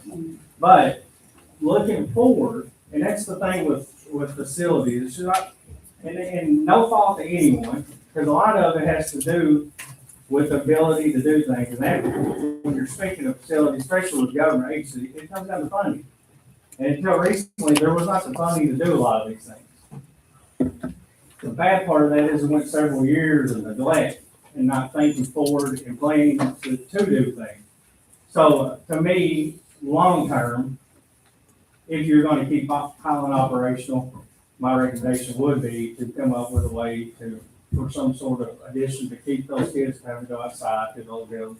Again, I put that at the bottom because that's one of the last things I'm really concerned about at this point, but I do feel like it's worth noting. Where could you add on though? That'd be the problem there. That would be the problem there. There's not many good places again, just to be quite frank with you on that. Now, after mentioning all that, and, if that's something the board wants to entertain and look into it, the next step on something like that would be, you have to get an architect, engineer involved, start all that process. And I mention that because I know the next question is going to be, how much money would this be? And I would be throwing a dart. You guys I'm not going to put you on the spot, but you guys are experts to do this. I mean, we're talking several millions of dollars to do my whole list. Sure. Would that be accurate, guys? I would also advise you, Department of Education will only let you spend up to 80% of the replacement value on renovation of an existing facility. What is our 80% number of Highland? You say you feel like that. 10.8 million max. Okay, that's based on last year's numbers. So if you assume depreciation and the value of the building has gone down because it's years older, it would probably be less than that. But if you recall, once we approved this new plan, first time I've seen it in my 30 plus years, the state is now identifying on district plans that a school ought to be under 300 and go. There's another now on the plans. And I do want to be clear when I go through this list, not every one of these things would have to be done to keep the building operational next year. But thinking long term, as a board, my advice to you all, if you're going to do that, you need to start considering all these things. If not, they're going to become major problems very quickly, some of them. Now, we'll segue. I've also received calls, texts, people ask me about Waynesburg. So I threw a few notes in here just to be transparent about both buildings and some things that have occurred there. Waynesburg also, according to the district facility plan, was constructed in 1959. The latest major renovation there was done in 2012. and most of every one of y'all have been there for some reason or not. In that 2012 edition, there was 4 rooms at it. 3 of those currently are being used for classrooms. One of those right now is being used for different things, kind of just like a teacher's lounge now, but that 4th room is a room that could be set up for an MSD room or a preschool room that has access to a bathroom. And that gives Waynesburg 3 classrooms with bathrooms. I think that's important things to know as you all evaluate things. I wish this didn't happen, but it worked that well. Waynesburg did get a new gym floor last year due to a water damage accident, so it's brand new, the floor there, thanks to insurance proceeds. Last year when we got those, funds that y'all heard us talking about that could only be used for construction, we did invest a hefty amount into the roof at Waynesburg. I would say 90% of it has been redone. Mr. Wheeler's not here, is he? I think the only part lacking, the new roof there basically is over the library. So that would be something, we need to look at there in the future. Some needs that I've noticed, and I'm gonna throw these out there because I don't just have needs at Highland. I have a list for every school because that's what we have to do if we're thinking forward. So in my list for Highland, or for Waynesburg, I've got, old classrooms there would need paint, flooring, tile, similar to all of our older buildings. The high school, basically everything built after Stanford, and even it's getting to that point, then they just start getting in a cycle where they're getting those sort of things. A big thing there, which is at all of our schools, I've noticed over the last couple of years, playground upgrades. We need that everywhere, quite frankly, guys. But we definitely would need that there. I was actually talking to Ms. Carrier a few minutes ago about some things we could possibly do. Playground, and speaking of playgrounds at Waynesburg, things I'm not resurfacing, like playground areas out there need to be done, ball courts, drives, bus loops, that sort of, general type of things are things we would, want to consider there. Sidewalks need some work in different areas. Exterior of the building needs some cleaning up, software work, that's the same with Highland, I didn't mention that, that's one you always get on me about. I forgot to put on there, yeah, the soffit and things like that, on both of those buildings are things that, you know, just need to be done. That's not something that keeps us from going to school, but it's something we need on our radar and something that I'm collecting over time to add to our list. And then I put on here, for Waynesburg on site development, front office expansion would be something that I would want to look at doing there. That last renovation was the wing off the gym.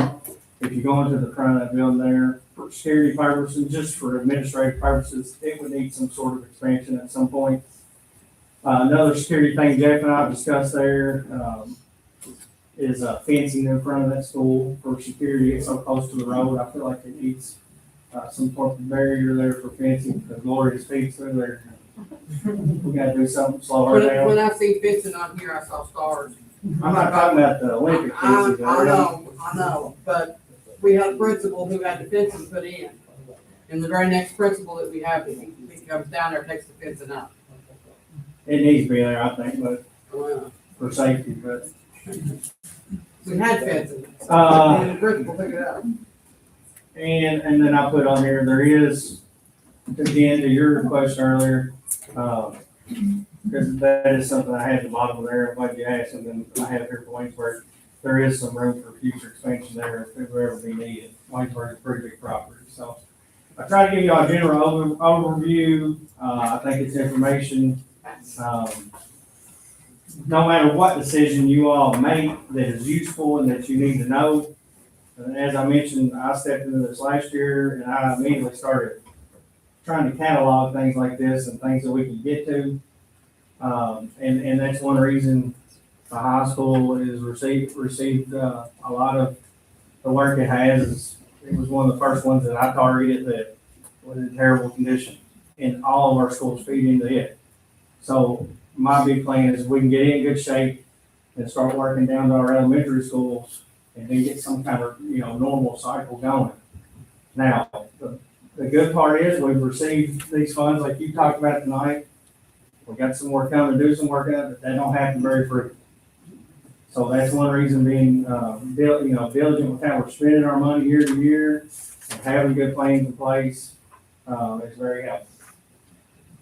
What was the comment about, the size of a new water treatment plant? Was it 3 to 4 times larger than the old ones? Is that about right? So, yeah, I've tried to talk to some engineers, about that Tyler this week and actually talked to Efferson some. The problem you get into, to get a really accurate price, it's gonna take civil engineer and mechanical engineer, both getting involved and really coming together to figure out, like you're saying, sizing, are the lines good that are going now? What's adequate for the amount of users and keeping it in, the shape it needs to be in. And then there's a minimum 300 feet off the building. Yeah, and there's things like that that would come into play.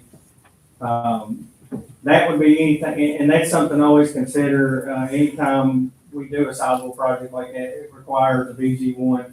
Once we get a BG1, then I have to, by law with KDE, hire an architect engineering firm to come in. So I don't want to throw a guess out there that won't be accurate. I can tell you just a project like that alone, you're looking several $100,000. I mean, it's not going to be cheap. For sure. But so far, we don't have a quote on it, right? Not an exact quote, Curtis, no. I think the last one, I haven't looked up for sure because I was not here then, but I've heard numbers like, I think they put one in Waynesburg for around $250,000 back in 2012. That was just replacement of the water treatment. Yeah. Itself, that would include everything else. Yeah.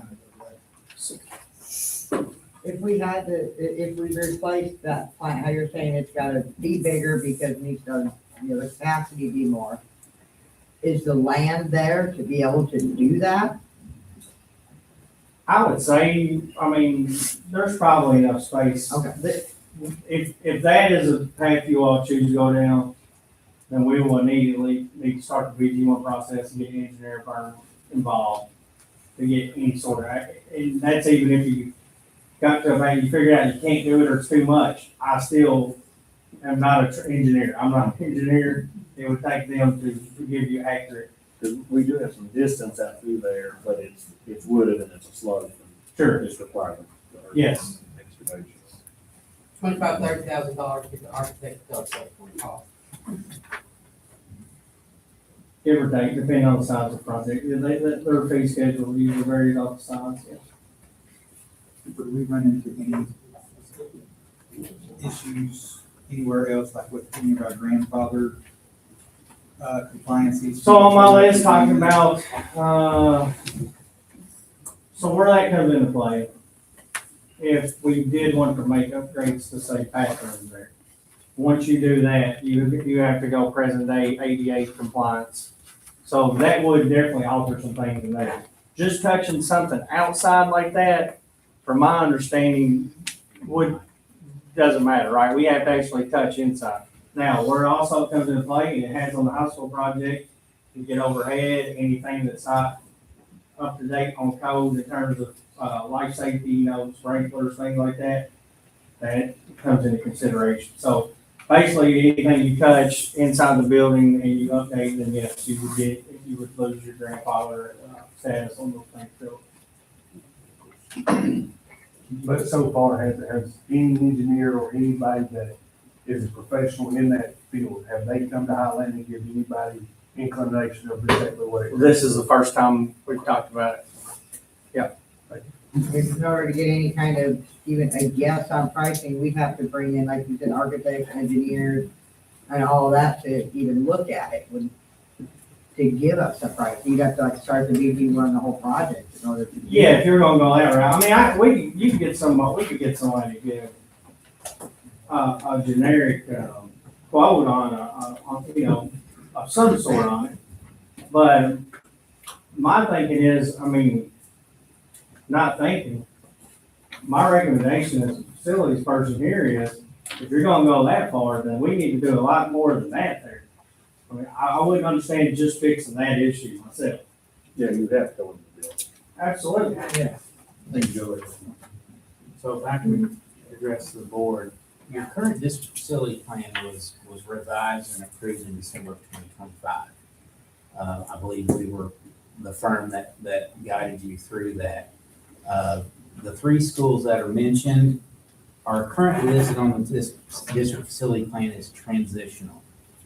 Basically, what that means is KDE will not allow you to spend money right now.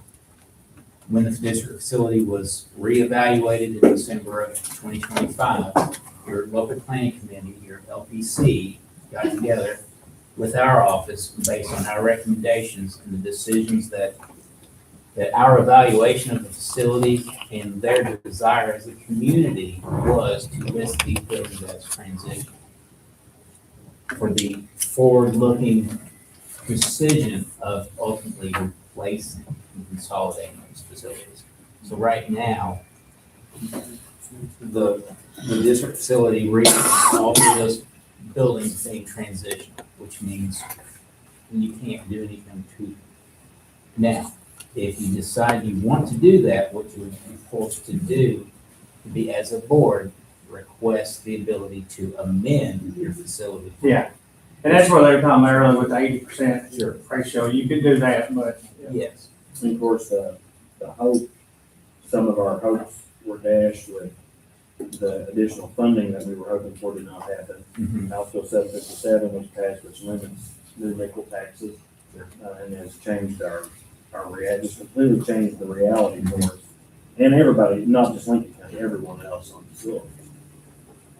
And I'll leave you with this, what I open with. I know you got a lot to decide both ways. I'm not advocating either way. I'm fine either way.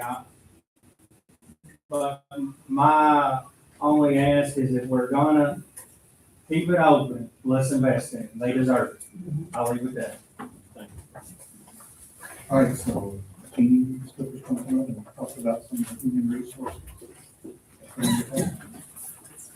So I'm just going to address some of the personnel issues that have been sent to you guys. Staffing questions, concerns that have been sent and have been posted out there online. One concern was, or one comment was about seniority requests. And while seniority requests, they may be considered, they won't be determining factors in placement of any personnel. Our goal as a district is to minimize disruption to students and staff while making sure that our students in our schools are properly staffed to meet those instructional and operational needs. Therefore, we would work with principals to determine best placements for people, dependent upon certification, dependent upon district need, available position. And to our Highland employees, everybody will have a job. Nobody's going to lose their job if there was a consolidation of schools. But remember, all employees are district employees, and they're not guaranteed placement in a specific school or position.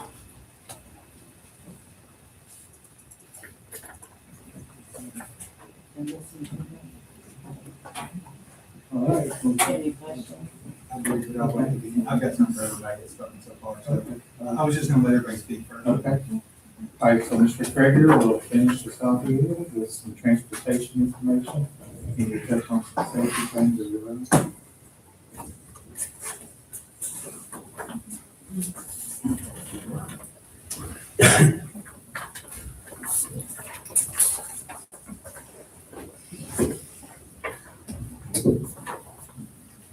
For those of you that don't know me, my name is Jeff Kreger. I've been in the district 26 years, been in a variety of different buildings. I've been part of a merger. I was principal at McKinney. I was principal at Houstonville. So I've lived this. So I know the heart side of it and the head side of it. So I get it. And I understand why it's such a sensitive issue and why we want to proceed appropriately, as we always do anyway. I currently am responsible for food service, transportation, and safety. So the things I'm going to hit on that would be most impactful for this would be the transportation and safety part. For food service, you would just staff accordingly to what you need. And Ms. Cooper's already addressed the staff considerations. The redistricting plan is not something that I can tell you what it's going to be because the board has to approve it. Attendance zones would be determined by them, and who goes to school where is determined by them. We have a preliminary suggestion as to what makes sense. Boundaries, which is what everyone would want to know if we did close, Holland, where kids would go to school that currently attend Holland. The top of Holland's Gap would be the dividing line for north-south on Highway 27. Everything from the top of the gap down 27 would go to Waynesburg. From the top of the gap, all right, south would go to Waynesburg. From the top of the gap, north would go to Stanford. So that's pretty easy dividing line to get in your mind where they would go. The one that most people probably aren't as familiar with would be where you would draw the line between Crab Orchard, because there could be some students going to Crab Orchard, or there would be, most likely. I don't know if you're familiar with where Highway 1948 is. If you live in Lincoln County, you may, but that pretty much would be the east-west boundary. Everything east of 1948 would go to Crab Orchard. Everything west of that would go south to Waynesburg. The numbers, we really were diligent in trying to give accurate numbers here, based on who's currently there, not considering our fifth graders because they become middle schoolers, so we don't have to consider them. But we looked at what we know for next year as far as preschool and who we have enrolled in kindergarten already. So the numbers look like this. 75 students from Highland would be going to Waynesburg, 61 would be going to Stanford, and 12 would be going to Crab Orchard. And like I said, that's just a preliminary if you use those boundaries. The board could decide whatever you wanted to decide. But those are the logical, along pretty close to those lines are the logical places to draw the lines and not have bus routes that are too long. With lines drawn in those areas, none of the bus routes would be beyond an hour.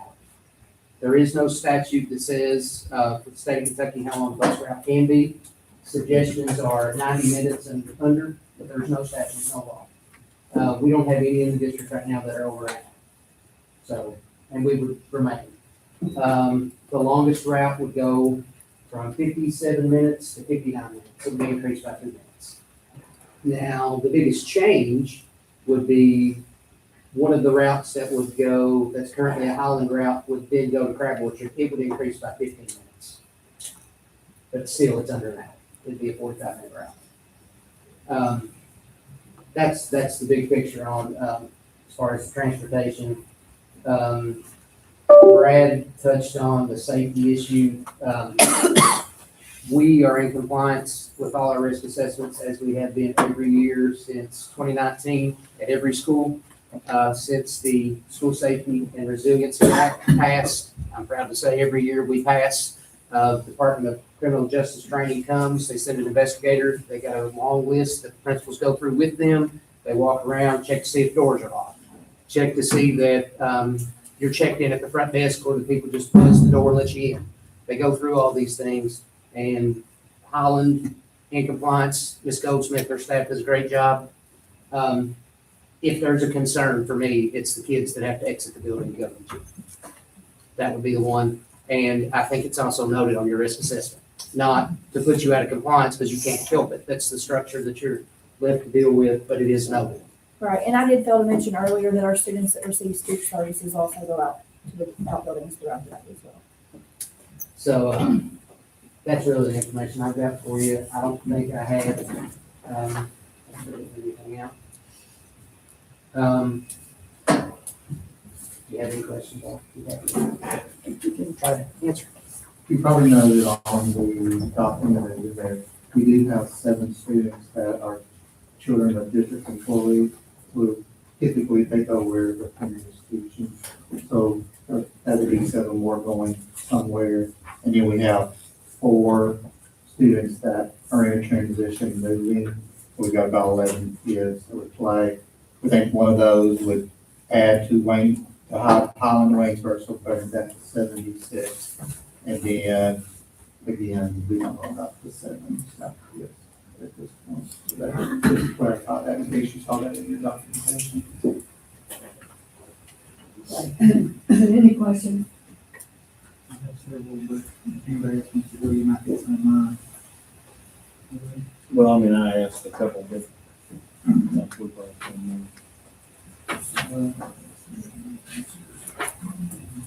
So some of these questions were just some that I received from people out in the community, so,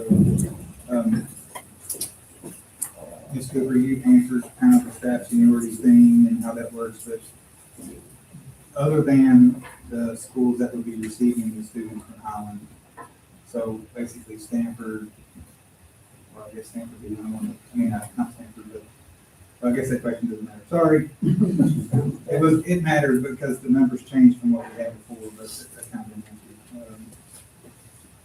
Do we have, Brad, the plan that you have for the upgrades and renovations for Waynesburg, the stuff that you listed on your list, is it feasible that a lot of that could be done through the course of 1 year?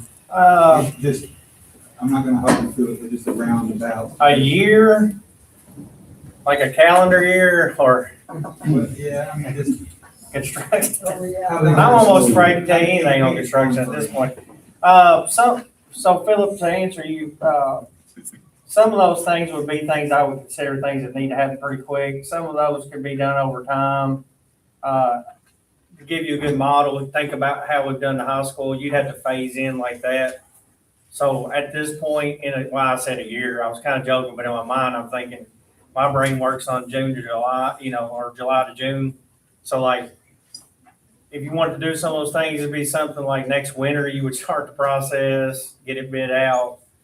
Soon as school's out, hope that you have materials to rock and roll. Outside stuff that I've got listed on there, that if we chose to do some of those things, could happen sooner than that. Just remember, what Mr. Clark said, the board would first have to amend the district facility. We kind of touched on this, but, so what are we doing to stop student population from decreasing? If we can't stop it, what does that mean for the district in a few years? So we already talked about the declining, I already said there's not much we can do about it. But the follow-up part of it is, what does that mean for the district in a few years? Is there a point where we see this to be critical for our smaller schools, say Waynesburg and Greenwood specifically, because they would be the two that would have the smallest populations? I think that's a concern, nationwide, because, right now, if you homeschool in the state of Kentucky, all you have to do is walk in, you don't even have to come in. The minimal thing is sending a letter with the name, age, and place of residence.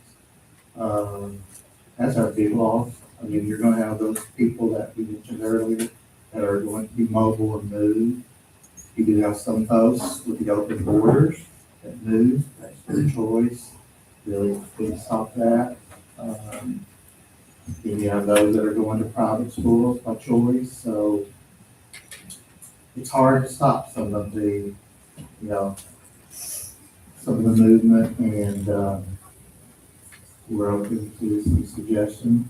That's the reason, our schools, we're trying to improve facility. Also, you kind of notice our schools start improving academically. We're doing this comment, so we are working on things. We didn't get this way overnight, and we don't get it all corrected overnight. Is there a number of students where a school no longer is financially feasible, like there's a point where it's costing considerably more? Well, it would depend on the school and the amount of money you're having to put into the school to keep it operational. So it wouldn't be a set number, but that would apply to every school. It would kind of depend on the facility. Thank you, Bruce. Can you touch on, and you feel free to draw on your folks out here like Mr. Prater, have been around for a while. As the enrollment of each school drops, we know that KDA can come down and say, hey, or KDE, one of them, can come down and say, hey, your enrollment's too small, it's time to close the building. I think you're seeing that, what I said earlier, now, first time I've ever seen on the district facility plan, that schools noted if they fall below 300. So I do think you're seeing some, watchful things happening at KDE with your smaller schools. Another question that was asked is what positions are being cut at the district level to help with our financial crisis? Not directly related to the proposing pilot, but in a sense, the financial part of it. So in the past 2 years, we've cut 5 positions that are housed here at central office. Probably an annual savings of around $330,000. Because I feel like if our schools, losing staff, in their allocation based on the formula that you approved, you do all those sections, we needed to cut at the district level as well. So we cut 2 directors positions along with, 3 classified positions. There was some consolidation Yes. of responsibilities. I remember those on those jobs. Existing directors picked up extra 2. I feel like we're in line with most of the other districts. This one kind of aimed towards Brad Smith and Mr. Prager, sorry. But can you guys talk about the fencing situation at Highlands, of whether or not it was adequate, was it in place, is it a security issue? Has there been questions about that?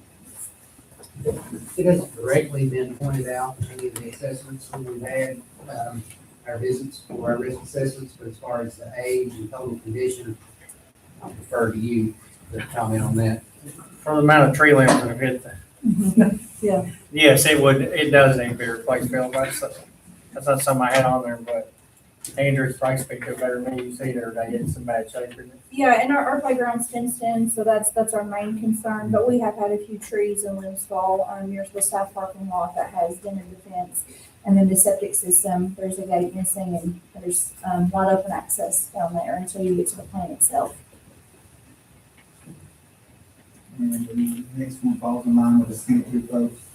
Are there any security issues with the front building and the entrance area of Highland? Like specifically, once you get through that very first door, there's no way to hold someone in without making them go through another security entrance? That was something that the SRO had mentioned. It's always mentioned that you have a vestibule, that, so they aren't marked down for that. That isn't something in the risk assessments that they know that as an area for improvement. You may have said this, and we may not know yet either, the impact on class sizes at these schools, that they're gonna, any kind of generation of how much we see the average class size if the other schools increase. Those numbers that are presented, we kind of know those at grade level. I think the largest we saw in one grade level the other day was like 15 students. But, should be able to get, with those capacities that our first one Would stay within that. Yes, we should be found. One thing to know, staffing of teachers at a school is a formula. So the teachers follow the students, so it's not like if we were to say there'll be this many students going to Waynesburg, they'll just have to absorb that and make it work. No, because the way that the formula works, they get teachers to go with them. Sure. So there's not a decrease in staffing with that. It would be that 24 to 1 club. How many rooms at Waynesburg are currently used as like a classroom that could be turned back into? There are some that are being used like for some work areas. There would be some things will have to be looked at. And I forgot to mention when I was talking about site days. Site days, that is one of their decisions, is to determine the use of space. So, If we yes, consolidate schools, wouldn't they have to give up those rooms for the classroom? some of those will have to become classrooms, and they would not be able to do the workroom or office space or whatever, it's being Yeah. resource or whatever it's being used for. Yes. Based on the projections with 76 children going to Waynesburg, 61 children going to Stanford, I'm not gonna mention Fairwater because it's just 12 children. I think 12 is much easier to absorb than the 61 and the 76. But is there any concern with those class sizes ballooning over the 24 with the absorption of that number of students? No. I mean, because you're gonna have some staff going along with that, to kind of keep that, that ratio. What about Stanford, Ms. Dunn, as far as your space and your rooms?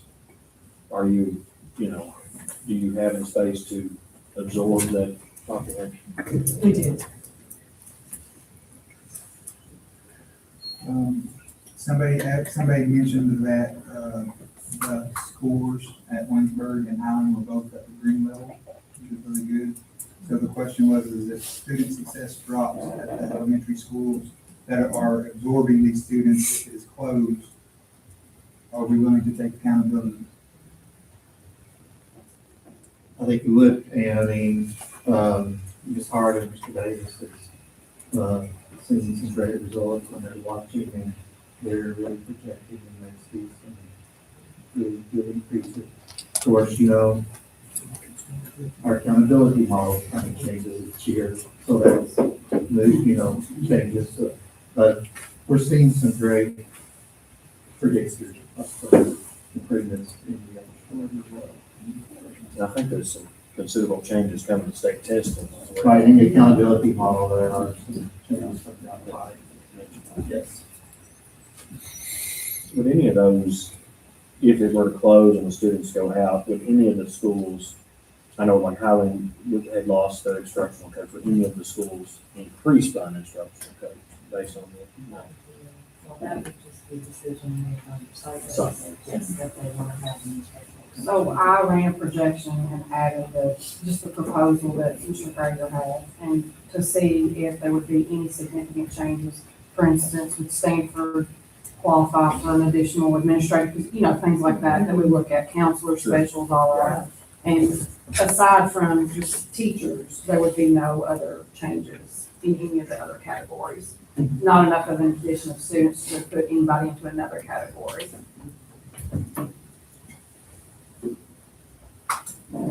You good? One more. Go ahead. Bruce, what's your recommendation to the board?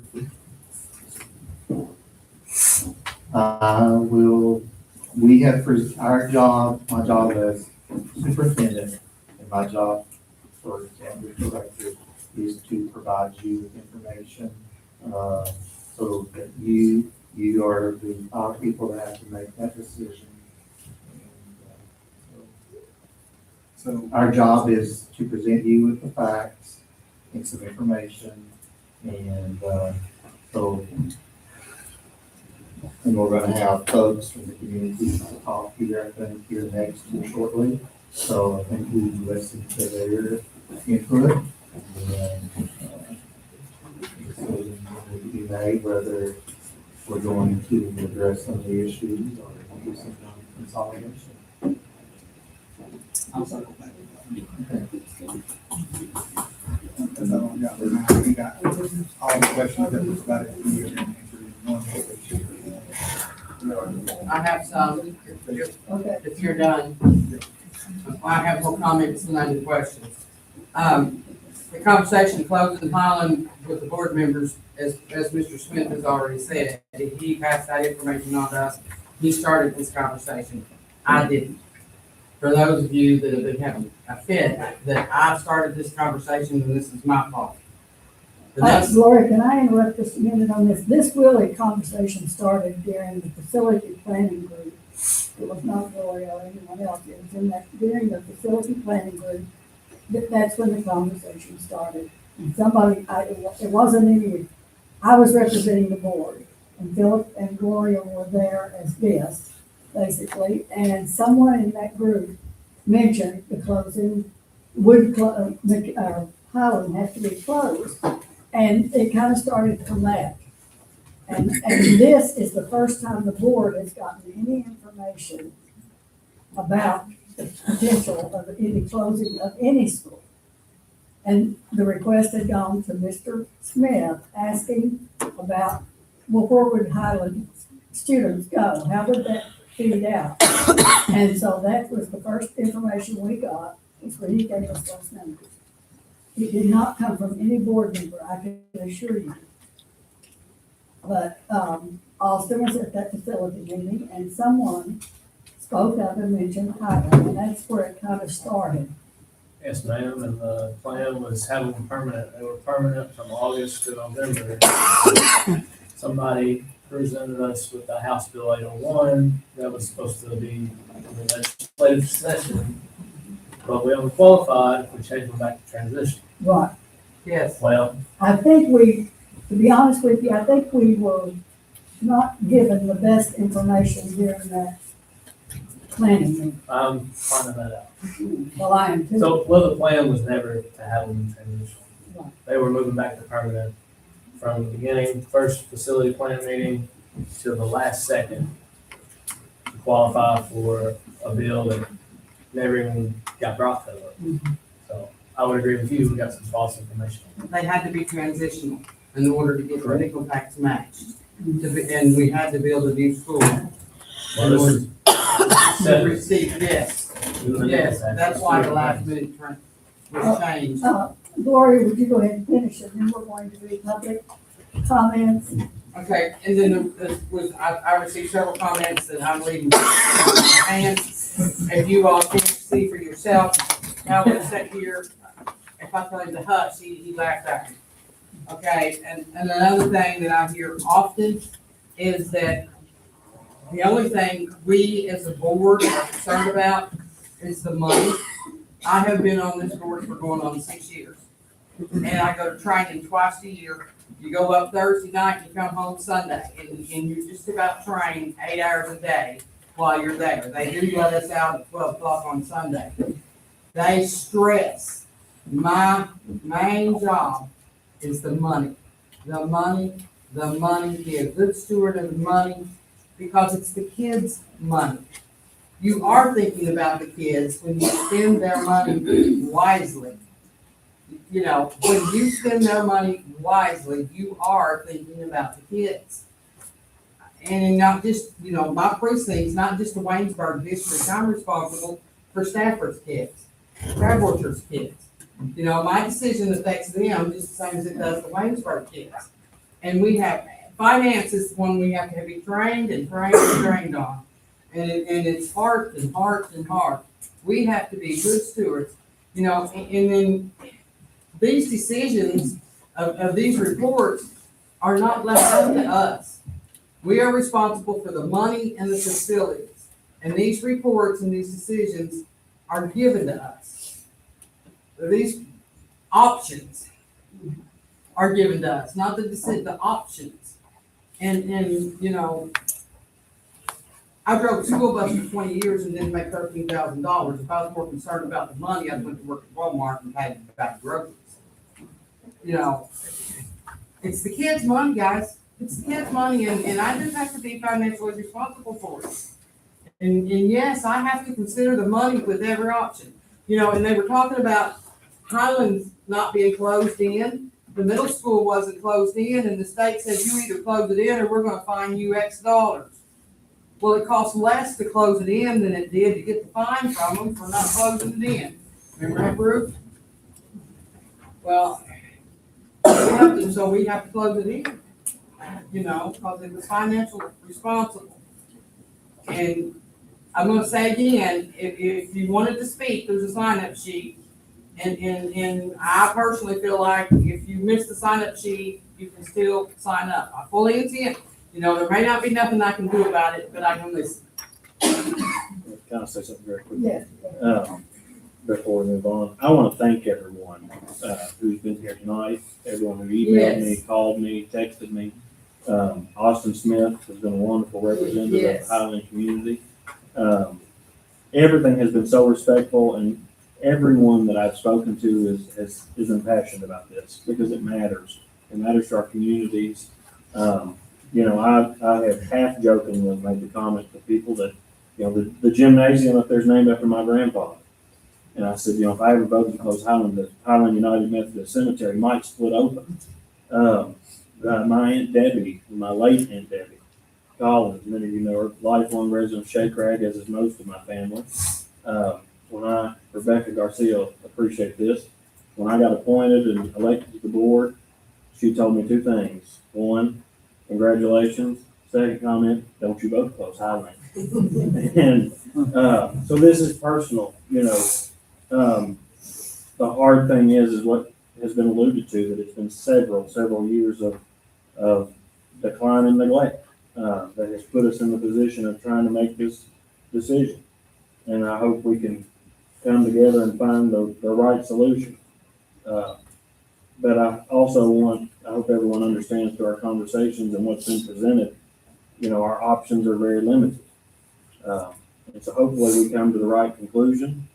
I don't even know what that is at the moment, but our options are limited, and we're all Lincoln Countyans. I think we all care. And so hopefully we we can come to a solution on this, but I really, really, really want to thank everyone for how well they've conducted themselves in speaking and representing Highland and just showing that we all care. It's been a hard, painful conversation, uncomfortable conversation. But we've all behaved and represented ourselves well, and I just want to let everybody know how much I appreciate that, and especially Austin and the ones who I've spoken to Yes. the most. Yes, Austin put in a lot of legwork. I have one more thing, and Tyler reminded me, maybe look down at my cards. I received 3 or 4 phone calls about how in the world can Tyler McGuffey be on the school board when his kids don't go to school in Lincoln County. Well, you know, my thought process is, he had his kids, well, his son, in another district before he became a board member. And he was up for reelection really quick. And, you know, there's a chance, he was appointed May the 17th, 2024. That was the 23-24 school year. I wouldn't have changed my title. And then the election was November the 5th, which was the 24-25 school year. November, I wouldn't change my child, I might lose the election. Okay, so it was 1 year that he was pretty secure he was gonna stay on the board, but a sickness or a family emergency, he could have had to have withdrawn if they'd have brought him to Lincoln County. Well, you know, it takes time to be reelected again, and that's next year. And so he goes to school with his mother. Well, you know, we don't gross $5,000. What's a babysitter gonna cost them for a year? You know, this is my thought, you know, and I even had one person tell me, how can you be on the school board if you don't have kids in the school system? I don't have kids in the school system. I had grandkids. Next year I'm gonna have more. I got 1 more year. I got senior next year. But, you know, and I admire Tyler for sticking up and for breaking his finger for those on Facebook that was down him because he moved out of district and then bring his child over here. And I hope that the ones that were so bad about it are watching this video. I appreciate your passion. Just to clarify, because that was a question, and I get that. My wife does work in the school system. She is not a teacher. She is a speech pathologist, and those jobs don't turn over like teaching positions. And so 10 years ago, when she took a job, Lincoln County did not have a job. And in that, she went several years before we did have a position. And at that point, she was very attached to her school and her co-workers, and our son was already with her there. So that is where, but I understand the concern that people have. I chose to serve on the school board rather than to work in the district. Maybe someday I will work in the district. But I get it. I hold no ill will. I'm passing no judgment. But I lost Jeanette Curtis has put in a lot of work also. I mean. yes, thank you too. Mr. Smith and Mr. Brown, Yes. y'all, and you're civil. Both of you were civil. Neither one of you said, how do you sleep at night? You better watch your back. You know, y'all were civil to me, and we had conversation, and I appreciate that. Don't happen all the time now. The same thing is in place for people who also work in another district. They call that children of district employees. They've been allowed, just like our reference of setting kids early. It also applies if you're going to a health county direct.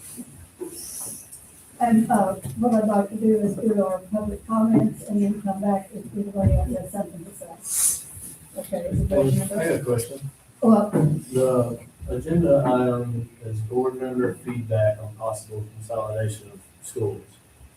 the feedback was from Mr. Smith. Okay, so it's not the board members discussing? Okay. It's feedback to us.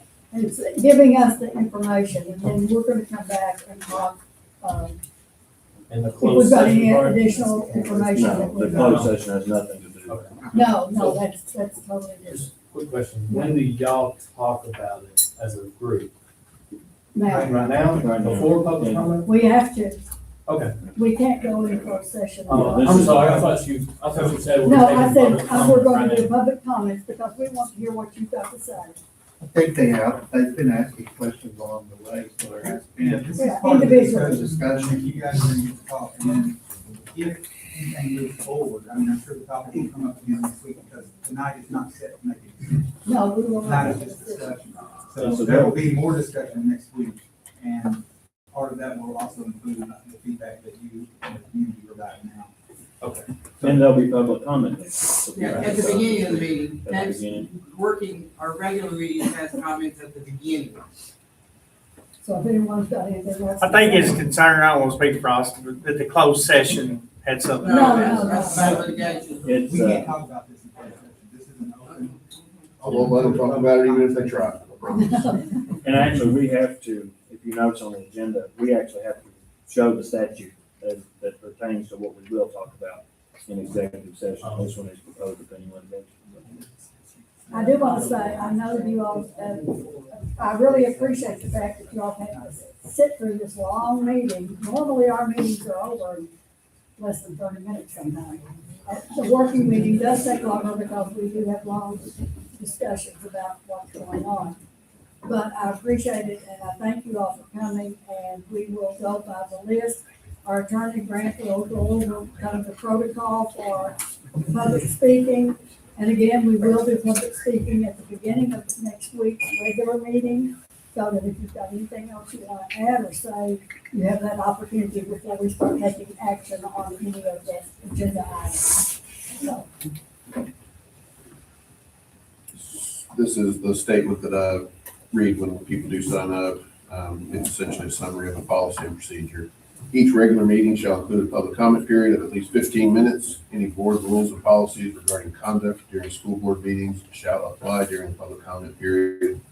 Persons wishing to address the board must first be recognized by the chair. The board is not involved with day-to-day matters involving individual students or employees, and concerns of this nature should be made at the school level or to the superintendent so they can be handled consistent with board policies while protecting individual rights.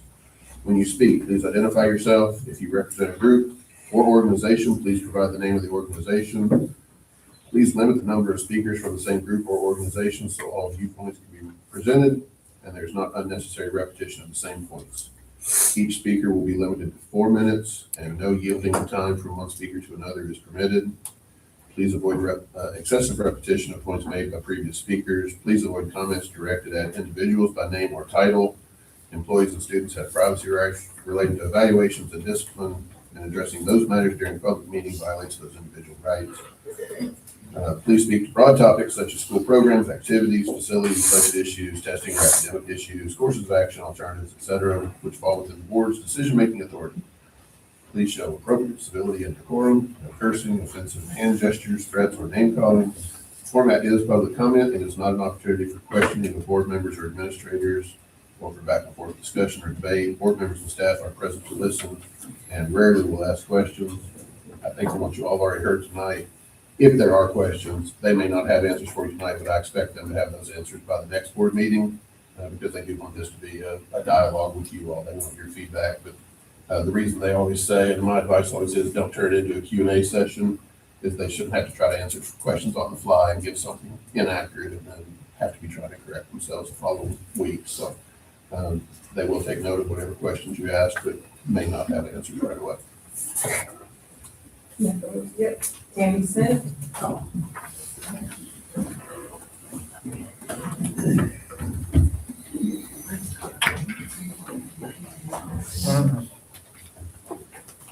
Lucky number one. Gosh, I'm shaking. No, Brad, I said, the last time I spoke to the public, his grandfather held my hand.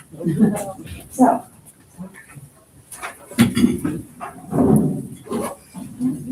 I thought you was ready. Oh, okay. I need to go announce my name, right? Is that right? Okay. I'm Tammy Smith. I am the proud Gigi of Joshua Mead, who is a Highland Navigator. To the members of the Board of Education, I'm writing to you as a deeply concerned grandparent and community member who believes wholeheartedly that Highland Elementary must remain open. The decision before you is not just a logistical one. It's a decision that will shape the lives, emotional well-being, and the long-term stability of our children. I ask you to consider the full impact of closing Highland Elementary and to recognize what this school truly means to the family it serves. Before any final decision is made, there are several critical questions that deserve clear, transparent answers. What will the classroom size look like if Highland closes? Overcrowded classrooms limit individuals' instruction, increase behavior challenges, and place unnecessary strain on teachers who are already stretched thin.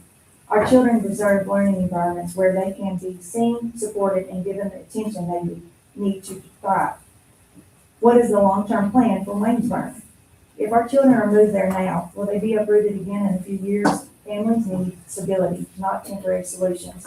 We deserve to know whether Waynesburg itself is secure long-term, or if it may face the same fate as Highland. Has the district considered possibility of losing students to other districts? Many parents are already discussing transferring if Highland closes. Losing students means losing funding, which only deepens the challenge of our district faces. This is not just a school issue, it's a financial one. Beyond these questions, there is something even more important, the emotional and developmental well-being of our children. My grandson, Joshua, has tremendously grown at Highland. He knows the building, the staff, the routine, and expectations. He feels safe there. He feels confident there. He feels at home there, and he is not alone. Countless children have found their footing, their confidence, and their sense of belonging within those walls. Uprooting them now would disrupt not only their education, but their emotional stability. Children thrive on consistency. They need familiar faces, familiar hallways, and familiar routines. My little Josh and all his friends do not need to be uprooted. They need stability that Highland provides. Additional concerns deserves attention. The impact on special needs students and those who rely on established routines. Transitions can be especially difficult for children with sensory needs, anxiety, or learning differences. A sudden school change can set them back academically and emotionally. The strain on teacher and staff, the teachers who have built their relationships, systems, and support networks at Highland will face their own appeal. Staff morale, and retention matter, and instability affects everyone. The role Highland plays in the community. Highland is not just a building, it is a neighborhood anchor, a safe place, a gathering place, and a source of pride. Closing it would fracture a community that has relied on it for generations. The long-term cost or short-term decision, closing the school may appear to save money now, but the ripple effects, declining enrollment, transportation costs, overcrowding, and community disruption often cost far more in the long run. Highland Elementary is a foundation for our future, children's future. It is a place where they feel safe, supported. I urge you to consider not just the numbers on a spreadsheet, but the faces of the children who walk those halls every day. Please keep Highland Elementary open. Our children deserve stability. Our families deserve transparency, and our community deserves the school that continues to nurture, protect, and educate in its youngest members. Thank you for your consideration, and I love your music. Thank you.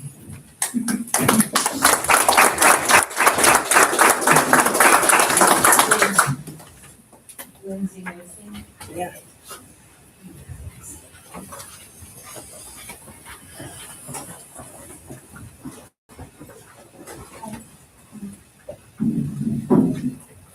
My name is Lindsay Mason. I'm a parent and alumni of Highland Elementary. And I'm also a teacher at LCHS. I urge our board members. Take your time. There are tissues. I urge our board members to stand up for Highland students and employees. I'm a huge advocate for public education and specifically Lincoln County education. In my classroom, I try to instill problem-solving skills in all of my students. When there's a problem, you search for a solution to fix your problem. You do not give up after one failed attempt to solve that problem. You persevere and you keep going. And that is what I'm asking our board members and district to do for Highland Elementary.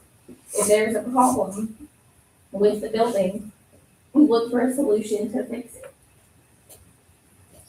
We do not throw out the whole school and displace our children and teachers. To do what's best for students, we have to be open-minded to all solutions, not just the first solution that we ran to.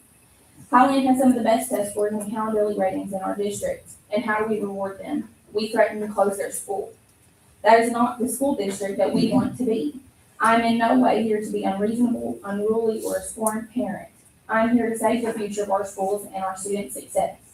My son attended 2 years at a private preschool. There were no major issues or conflicts, but nothing has compared to 1 year in kindergarten at Highland.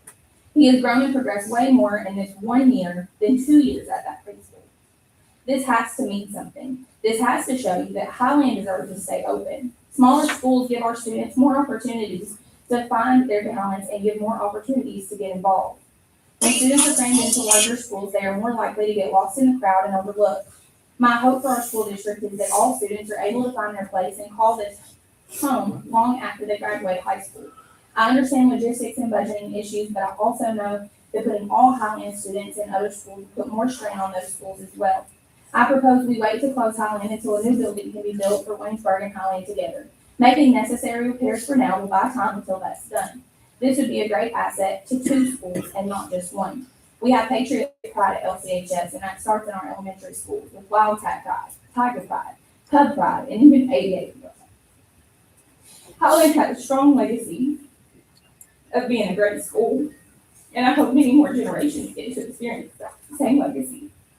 If we want to stop losing our students and even teachers to other school districts, we have to give them a reason to stay. And I'm afraid that this is not a reason that they would stay. We can and should find a solution to the problem at hand and should not throw out Highland Elementary like last week's trash. Whether the solution be fixing the building, septic system, or other issues, or building a brand new school that would benefit not just 1 but 2 schools in our district, we have to consider these as available options. Many mentioned tonight that things need repaired or fixed at Highland are things that other schools also do not have. The schools that we want to send them to do not have those things. You were elected by members of our county to represent and protect our schools, not destroy and ignore our pleas and the students' needs. If you are truly here because kids matter most, then vote no on closing Highland Elementary.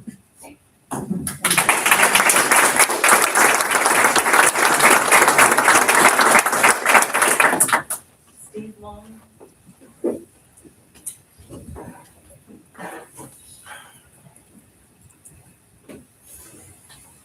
Somebody one of the hardest things I've ever done. I work at prison. Okay. From what I got tonight, from your numbers, $500,000 a year savings, correct? That's what I heard. You don't have to answer. 300,000 of it is not going to be saved. Direct quotes. None of you will lose your job. We are shutting down a community for $200,000 a year in savings. $200,000 a year. We're losing 20% of our schools, our elementary schools. There's 5, correct? So if we take 1 away, what is that? 20? Highland math, class of 89. Okay? It makes no sense. It makes 0 sense. Here's you a quarter. Oh, I'm going to give you a nickel back. Don't you feel better? You're losing it, people, over nothing. Look right here. These are real people you're affecting. It is a school. It is a tradition. It's 23 years of my life in free service to that community. Raising this kid, raising those kids, taking care of them. What did I teach them? You fight for what you believe in, kids. You fight for what you believe in. My banner for our undefeated season for our girls last year, refuse to lose. This year, our undefeated banner, team over glory. You're a team. Do what's financially right. I'm fine with that.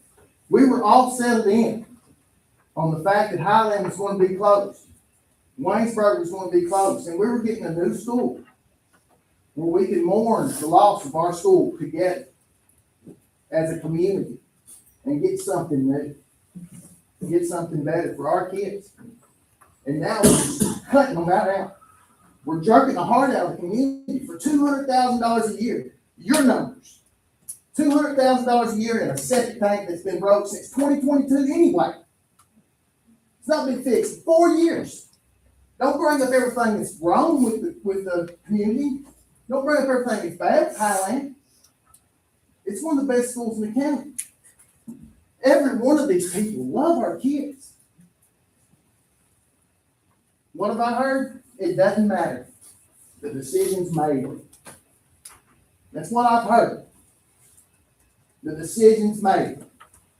But there's at least 2 to 3 of you that can stop it. Don't get in line. Don't get in line. Help your community. Help this whole county. Nobody in this county wants this done for $200,000 a year in savings. What did we hear? 1.5 million. From your people. From your people. $500,000 a year. From your people. No one will lose their job. There's $312,000 right there.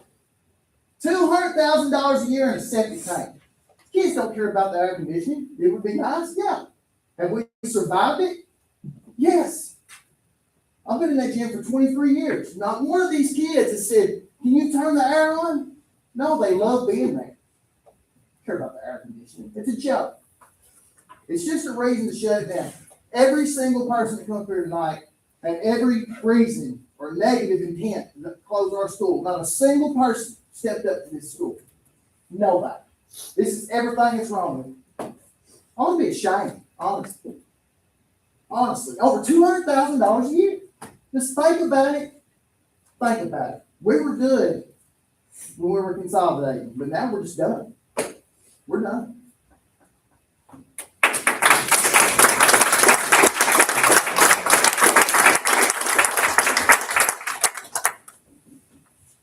Alice Sidmon. She wanted to do this, by the way, not forced. I told her to do her thing.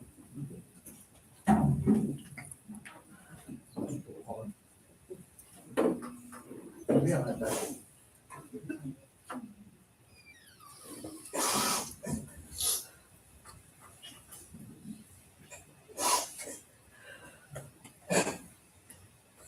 My uncle, my dad, my aunt, my sisters, my brother, and me all went to Highlands. My uncle is on preschool considered Highlands. So you can tell Highlands is good for walking.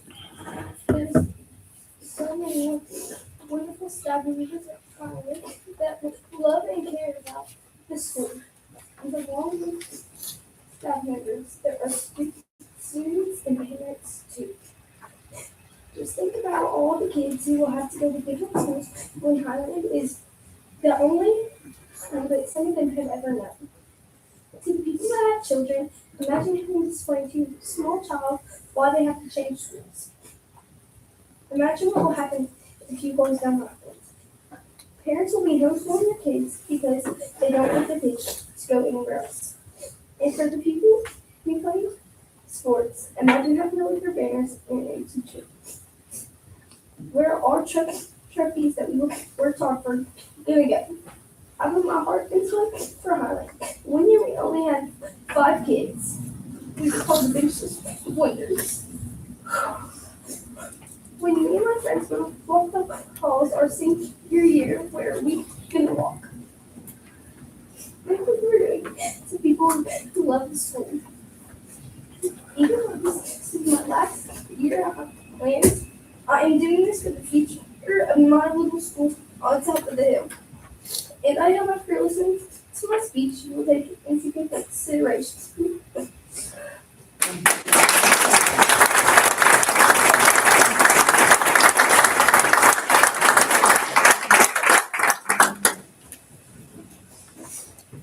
Curtis Brown.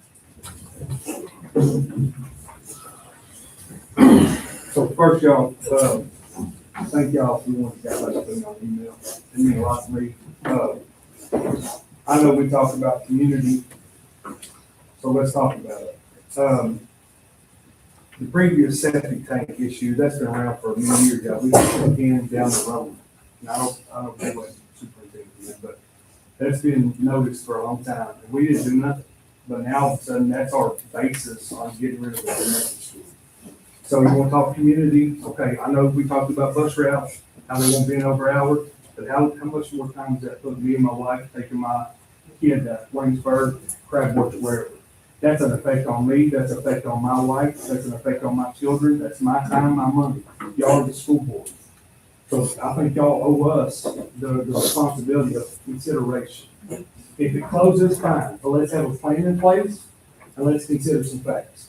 I know we talked about transparency. I've read somewhere that it came because we have a vacancy at the elementary school in Waynesburg. It's now a good time to talk about Highland. Who brought that up? Because everything that I seen, what I seen printed in the paper, the school board didn't have no clue about it. So if we're gonna do this, let's do it the right way, let's ask the right questions, let's get the answers. So I have this number in mind, there hasn't been an engineer there. We don't have a clue. It could be a simple fix, it could be a big fix. I love Brad Smith man, I appreciate you because you brought a lot to my attention. What he said the most was, funds don't come around often, so let's invest it, and let's invest in our kids.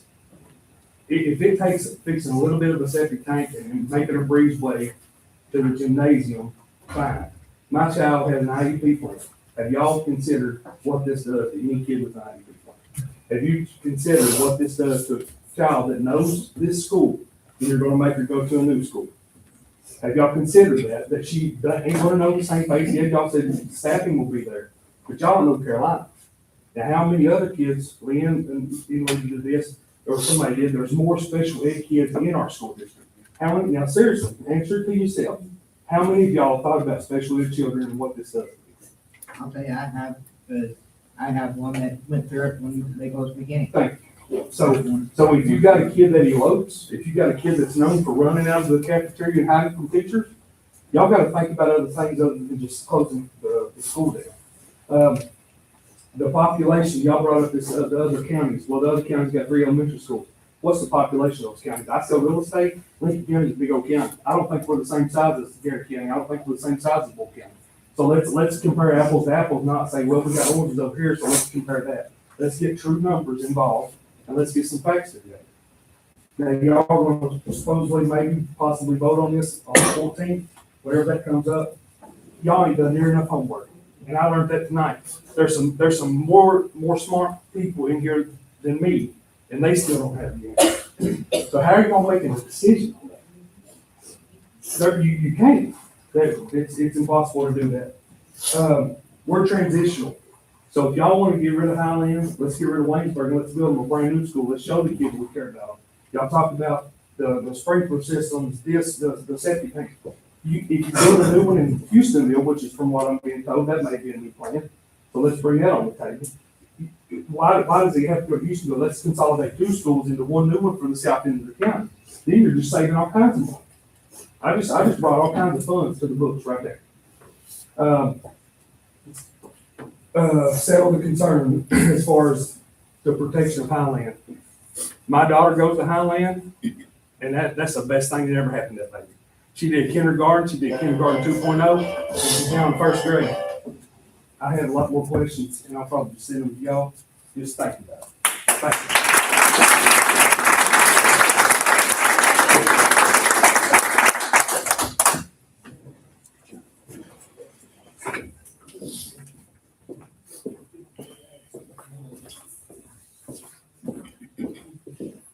All right, I've been doing a lot of it.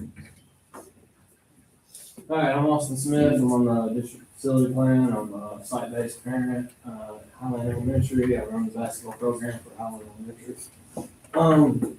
My topic was talking about the district email that was sent out from the superintendent. Highland sharing special education staff due to allocations. Highland has 2.5 special education teachers for next year. KDA requirements for caseload of special education teachers shall not exceed more than 15 students. For next school year, Highland is projected to have 20 special education students. So therefore, that 0.5 that we're splitting between Waynesburg and Stanford, Waynesburg and Highland is an extra help, extra hands per KD. Highland didn't receive the 21st Century Grant for the upcoming year. Highland and the high school did not get the 21st Century Grant. Highland missed about 2 points, high school missed about 4 points. From my understanding, this is the first year of a new 21st Century director who's responsible for requesting the grants. Only the high school and Highland was up to reapply for this this upcoming school year, and neither one of them received the grant. I got a lot on the septic issue. I'll come back to that. No HVAC in the school and gym. This is not a valid reason to close a school. Would it be nice? Yes. What Brad Smith said, we can upgrade, but it don't have to be overnight. Saving operating costs, one SRO, one nurse. Our school nurse and SRO cares about our kids, knows our kids, and protects our kids. And you only pay a percentage of their salary. So tonight I got the answer, 30% is what you pay for the nurse. Operating costs is only gonna save you on the principal, because from our superintendent quote, nobody will lose their job. They'll get reallocated, which this is a quote from a board member, which will probably cause more made-up positions in central office. Highline class sizes are pretty much at capacity with our current teacher allotment. Closing Highland is only gonna, in my opinion, is only gonna hurt the Lincoln County School District with the interest in Little Hands, potentially other private schools coming into Lincoln County due to the passing of House Bill 1. House Bill 1 is a $1,700 elementary and secondary education scholarship federal tax credit, which comes into effect this upcoming school year, fall of 27. That's almost 50% discount of the tuition to attend Little Hands. I did a survey for the community. I got a third of the enrollment to respond to the survey, and 37% chose to homeschool, sending them to a private school, or sending them to another school district. The school district receives $4,586 per child enrolled in the school district. I'll let y'all do the math. 37% of Highland based on the survey. So a loss of enrollment needs to be factored into their savings. In 2022, the estimated cost of a new septic system was $100,000 to $120,000. I've done my research. It has been in the current condition it's in for probably 15 years. The person that has repaired on their septic system, he hasn't done any work for the school system in over 15 years. I've seen the septic system myself. I've seen the issues. I know it's more than just a little septic issue. I know if the whole thing is replaced, I know it's gonna be a couple $100,000. I understand that. And the way it's being brought up to code, not even. The way it's being staying open has been like that for 15 years. So that being said, I would like the board to table this and look at bringing the facility plan committee back together and come up with an actual plan based on the legislation that did not pass and changed. The nickel tax is not equalized anymore. That changes their district facility plan. The House Bill 801 that did not pass, which is why last minute on the district facility plan, we changed it from permanent, which is what it was in the very beginning, to transition. That was the only reason we changed it. And I'm getting feedback that has been voted on or never even came to a vote. So therefore, in my opinion, I would like this to go back to the facility plan, to come up with an actual plan based on the current legislation we have received. Thank you for your time.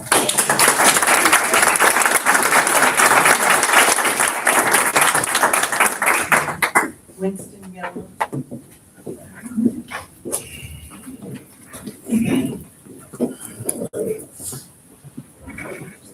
Hi, I'm Winston. I want to start with thank you all for having us here. A lot of the things I come here to try to find out tonight, I've already found out. So that's good for me. My two largest concerns, the things I wanted to find out were how to fix our Head Start program, and I learned some more about that earlier today, but there's another bring there. So we won't lose spots because that's something I've become passionate about. And how to fix employees district-wide, and if, we don't have employees that are gonna worry about losing their jobs, and that's a relief for me. My little brother just started in Houstonville. He's the custodian over there, that's the thing that, he's like, these kids go there, these are the schools kids go, and I can't help but think, you know, I was worried. If we close our school, not only does it affect my little dude who's up there, but does it affect my baby brother too? I don't have deep roots in Highland. I'm gonna be honest, I'm kind of a transplant. I have deep roots in Lincoln County, but I started my educational journey at McKinney. I'm a McKinney boy, and so that, that part is, I think, is what's emotional and personal for me, in that I know what it's like to have been to that's no more, and take my kids to where I went to school. We're not going to a ball game there. There's no, and the trophies are in the case, but that's peanuts basically. It's not the same, and same for people. We all know what school with that we're Trojans, and they can't even drive past the building anymore. And I know things happen like that, and you have to do what you have to do, but we were surprised when we found out we were going to go to Highland. My little dude's in preschool, and we just kind of registered on a whim. Last minute, we got it was July when we found out that he was going to go to school. And it was like, okay, and I basically let it in, do you want to go? Because we'd already settled on, him not going. And he was like, yeah, I think I do. And he loves it. He loves it up there. He loves that, that everybody knows him. When I pick him up because he's sick or we're running late, because sometimes I'm running late, everybody in the front office knows. It's real personal. He loves it there. And I talked to the rascal this morning and kind of, as best I could, and pretty bright, but filled him in on what was going on and why I'd been pestering questions and stuff. And his response was, I'm not going to let them close my school. So I didn't bring mine tonight because I don't think he would have made it through to this point, but he doesn't want it to close, and I think it's been good for him. And a lot of people I've talked to, it's been a boon for their families to end up there. And because of that, I think what you're really looking at is saving the money on the structure, whether it's, I remember. Yeah. When we graduated high school together. Yeah, and I think that I was in this room when we were in school. So. Sean? Yep, Sean's my father. Oh, okay, I thought that, he sounds just like Sean. Yeah. He talks just like Sean. I drove school bus. Hey, school buses. We appreciate school buses. Thank you.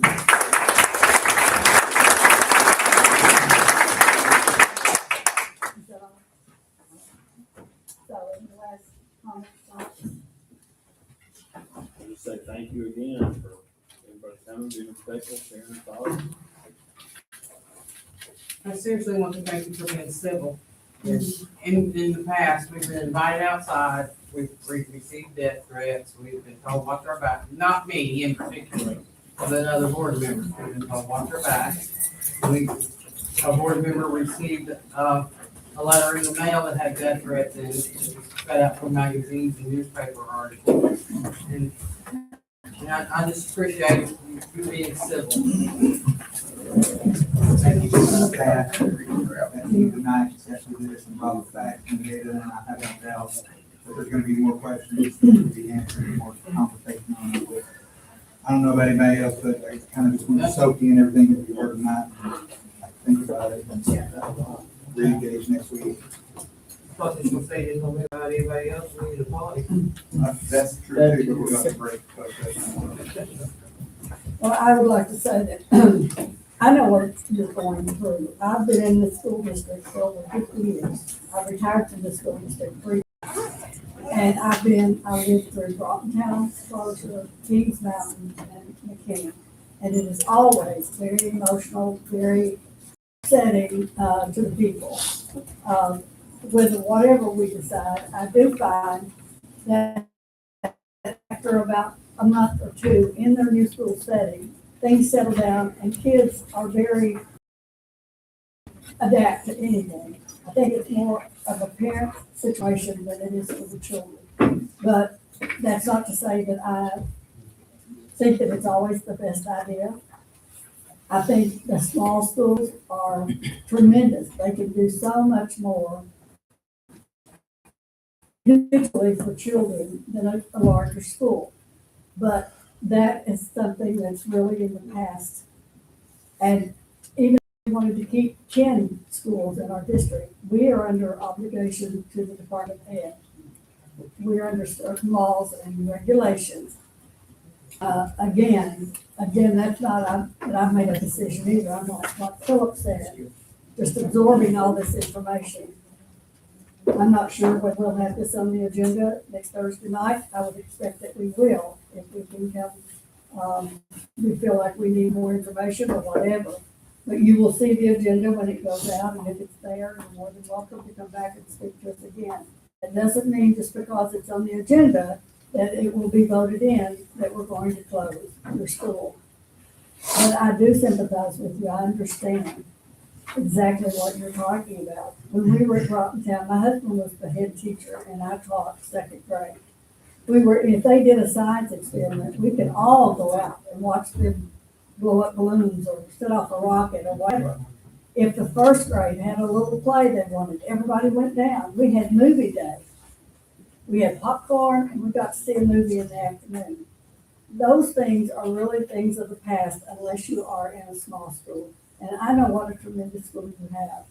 Ms. Goldsmith has done tremendous things. Her and her staff have done tremendous things for the parents and the children. With that being said, we are now going to move to executive session for KRS 61.8101C, discussion of proposed or pending litigation. Do I hear a motion? Tyler, do I hear a second? Gloria, do you vote, Gloria? Yes. Philip? Ben? I vote yes.